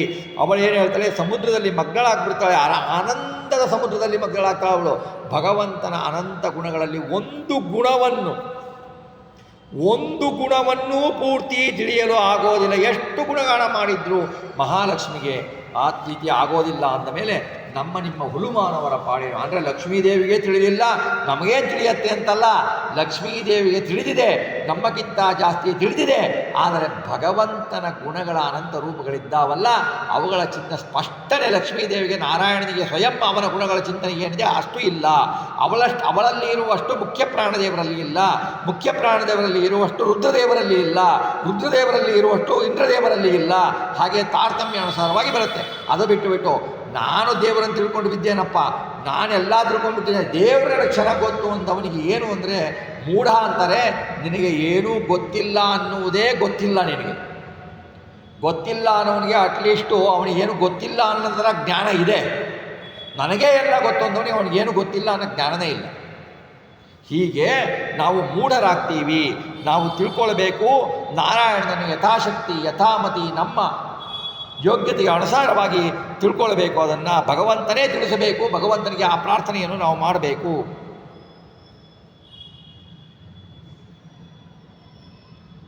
ಇದರ ತಾತ್ಪರ್ಯ ಏನು? ಆ ನಾರಾಯಣ ಯಾವಾಗ ಜಗತ್ತು ಸೃಷ್ಟಿ ಮಾಡಬೇಕೆಂಬ ಇಚ್ಛಾ ಬರುತ್ತೋ ಆವಾಗ ತನ್ನ ಮೂಲ ರೂಪ ನಾರಾಯಣನ ದೆಸೆಯಿಂದ ಅನಂತ ಅವತಾರಗಳಿಗೆ ಆಶ್ರಯವಾದ ಅವತಾರಾಭಿವ್ಯಕ್ತಿಗೆ ವ್ಯಂಜಕವಾದ ಪ್ರಳಯ ಸಮುದ್ರ ಶಾಹಿಯಾದ ಕಾರಣ ನಾರಾಯಣ ಅನಂತ ಗುಣ ಪರಿಪೂರ್ಣನಾದ ಕಾರಣ ಬ್ರಹ್ಮನೇ ಮೊದಲಾದ ಅನಂತ ನಾಮಗಳುಳ್ಳ ಪದ್ಮನಾಭ ರೂಪವು ಅಭಿವ್ಯಕ್ತಿಗೊಳ್ಳುತ್ತೆ ಅಂತ ಇದರ ತಾತ್ಪರ್ಯ ಅಂತ ನಾವು ತಿಳಿದುಕೊಳ್ಳಬೇಕು. ಹೀಗೆ ಕರ್ಮ ವಿಮೋಚನಾ ಸಂಧಿಯ ಮೊದಲನೇ ಪದ್ಯದಲ್ಲಿ ಬಹು ವಿಸ್ತಾರವಾಗಿ ಅವರು ತಿಳಿಸ್ತಾರೆ.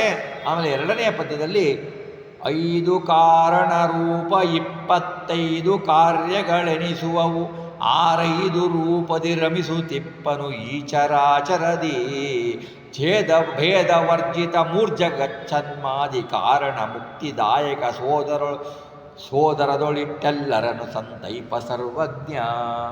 ಇಲ್ಲಿ 5 ರೂಪ, ಕಾರಣ ರೂಪ 5, ಕಾರ್ಯರೂಪ 25. ಕಾರಣದಿಂದ ಜನ್ಯವಾದದ್ದು ಕಾರ್ಯರೂಪ, ಕಾರ್ಯರೂಪ 25.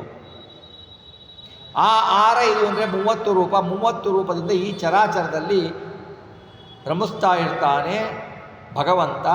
ಭೇದ ವರ್ಜಿತ, ಭೇದಗಳಿಲ್ಲ ಅವನಿಗೆ ಯಾವ ರೂಪದಲ್ಲೂ. ಮೂರ್ಜಗಜ್ಜನ್ಮಾದಿ ಕಾರಣ,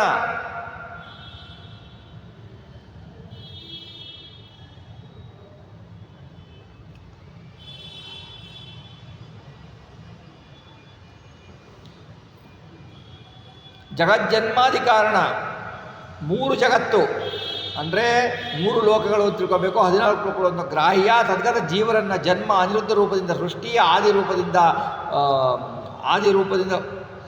ಆದಿಶಬ್ದದಿಂದ ಪ್ರದ್ಯುಮ್ನ ರೂಪದಿಂದ ಸ್ಥಿತಿಯನ್ನು ಮಾಡ್ತಾನೆ, ಸಂಕರ್ಷಣ ರೂಪದಿಂದ ಪ್ರಳಯವನ್ನು ಮಾಡ್ತಾನೆ, ಲಯವನ್ನು ಮಾಡ್ತಾನೆ. ಇದನ್ನು ವಿಶೇಷ ಅರ್ಥಗಳಿದ್ದಾವೆ, ನಾಳೆ ನೋಡೋಣ. ಆಮೇಲೆ ವಾಸುದೇವ ರೂಪದಿಂದ ಮೋಕ್ಷವನ್ನು ಕೊಡ್ತಾನೆ. ಸರ್ವಜ್ಞ ನಾಮಕದ ನಾರಾಯಣ ಬ್ರಹ್ಮ ಪ್ರಳಯದಲ್ಲಿ ಎಲ್ಲರನ್ನೂ ತನ್ನ ಉದರದಲ್ಲಿ ಇಟ್ಟುಕೊಂಡುಬಿಟ್ಟು ಸಂತೈಸ್ತಾನೆ, ಸಂರಕ್ಷಣೆ ಮಾಡ್ತಾನೆ ಅಂತ ಹೇಳಿಬಿಟ್ಟು ಈ ಚಿಂತನೆಯನ್ನು ನಾವು ಕರ್ಮ ವಿಮೋಚನಾ ಸಂಧಿಯನ್ನು ಆರಂಭಿಸಿದ್ದೇವೆ. ಈ ಕರ್ಮ ವಿಮೋಚನಾ ಸಂಧಿಯ ಪ್ರಯೋಜನ ಏನು ಅಂದರೆ, ಈ ನಮ್ಮ ಕರ್ಮದಿಂದ ಹೇಗೆ ನಾವು ವಿಮೋಚನೆ ಆಗಬೇಕು, ಭಗವಂತನನ್ನು ಚಿಂತಿಸಬೇಕು ಅನ್ನುವ ಧ್ಯಾನವನ್ನು ನಾವು ಮಾಡಬೇಕು ಅಂತ ನಮಗೆ ಮಹದುಪಕಾರ ಮಾಡಿದ ಜಗನ್ನಾಥ ಗುರುಗಳು ಹೇಳ್ತಾರೆ. ಎಲ್ಲ ಸಂಧಿಯಲ್ಲಿಯೂ ಒಂದೊಂದು ವಿಶೇಷ ಅಂಶಗಳಿದ್ದಾವೆ. ಆ ಅಂಶಗಳನ್ನು ತಿಳಿದುಕೊಂಡು ಬಿಟ್ಟು ನಾವು ಆಯಾ ಸಂಧಿಯ ಮುಖ್ಯ ಗ್ರಾಹ್ಯಗಳ ವಿಷಯಗಳನ್ನು ತಿಳಿದುಕೊಂಡು ಅದನ್ನು ಅನುಸಂಧಾನ ನಾವು ಮಾಡಿದರೆ ನಮ್ಮ ಜೀವನದಲ್ಲಿ ಮಹಾ ಬದಲಾವಣೆಗಳನ್ನು ತರಬಹುದು. ಇದು ಬಹಳ ಜನರಿಗೆ ಆಗಿದೆ. ಇದು ಬದಲಾವಣೆಗಳು, ಇದನ್ನು ಸಾಮಾನ್ಯವಲ್ಲ. ಈ ಬದಲಾವಣೆಗಳು ಆಗುವುದು. ಇದನ್ನು ನಾವು ಏನು ಮಾಡಬೇಕು ಅಂದರೆ, ಈ ಸಂಧಿಯಲ್ಲಿ ಒಂದೆರಡು ಶ್ಲೋಕವನ್ನು ತೊಗೊಳ್ಬೇಕು, ಎಲ್ಲ ಪಾರಾಯಣ ಮಾಡಬೇಕು. ಎಲ್ಲ ಸಂಧಿಯಲ್ಲೂ ಕೆಲವೊಂದು ಶ್ಲೋಕಗಳನ್ನು ತೆಗೆದುಕೊಂಡು ದಿನನಿತ್ಯ ಪಾರಾಯಣ ಮಾಡಿ ಬೆಳಿಗ್ಗೆ ಶ್ರೀಹರಿಗೆ ಅರ್ಪಿಸಬೇಕು. ಶ್ರೀಹರಿಗೆ ಜಗನ್ನಾಥ ಮುಖಾಂತರ ಶ್ರೀಹರಿಗೆ ಅರ್ಪಿಸಿ ಈ ಜ್ಞಾನವನ್ನು ನಮಗೆ ಕೊಡುವಂಥ ಪ್ರಾರ್ಥಿಸಿಕೊಂಡ್ರೆ ಜಗನ್ನಾಥ ದಾಸರು ಅತಿ ಕೃಪೆಯಿಂದ ನಮ್ಮ ಯೋಗ್ಯತೆಗೆ ಅನುಸಾರವಾಗಿ ಹರಿಕಥಾಮೃತ ಸಾರದ ಅರ್ಥವನ್ನು ನಮ್ಮ ಯೋಗ್ಯತೆ ಅನುಸಾರವಾಗಿ ನಮಗೆ ತಿಳಿಯುವಂತೆ ಮಾಡ್ತಾರೆ. ಮುಖ್ಯ ಪ್ರಾಣದ ದ್ವಾರ, ಆಮೇಲೆ ನಾರಾಯಣನ ದ್ವಾರ ಜಗನ್ನಾಥ ದಾಸರು ಕರುಣಿಸ್ತಾರೆ ಎನ್ನುವುದರೊಂದಿಗೆ ಇವತ್ತಿನ ಚಿಂತನೆಯನ್ನು ಶ್ರೀ ಜಗನ್ನಾಥದಾಸ ಅಂತರ್ಗತ ಶ್ರೀ ಭಾರತೀಯ ಮುಖಪಣಾಂತರ್ಗತ ಲಕ್ಷ್ಮೀನಾರಾಯಣನಿಗೆ ಅರ್ಪಿಸೋಣ. ಶ್ರೀ ಕೃಷ್ಣಾರ್ಪಣ ಮಸ್ತು.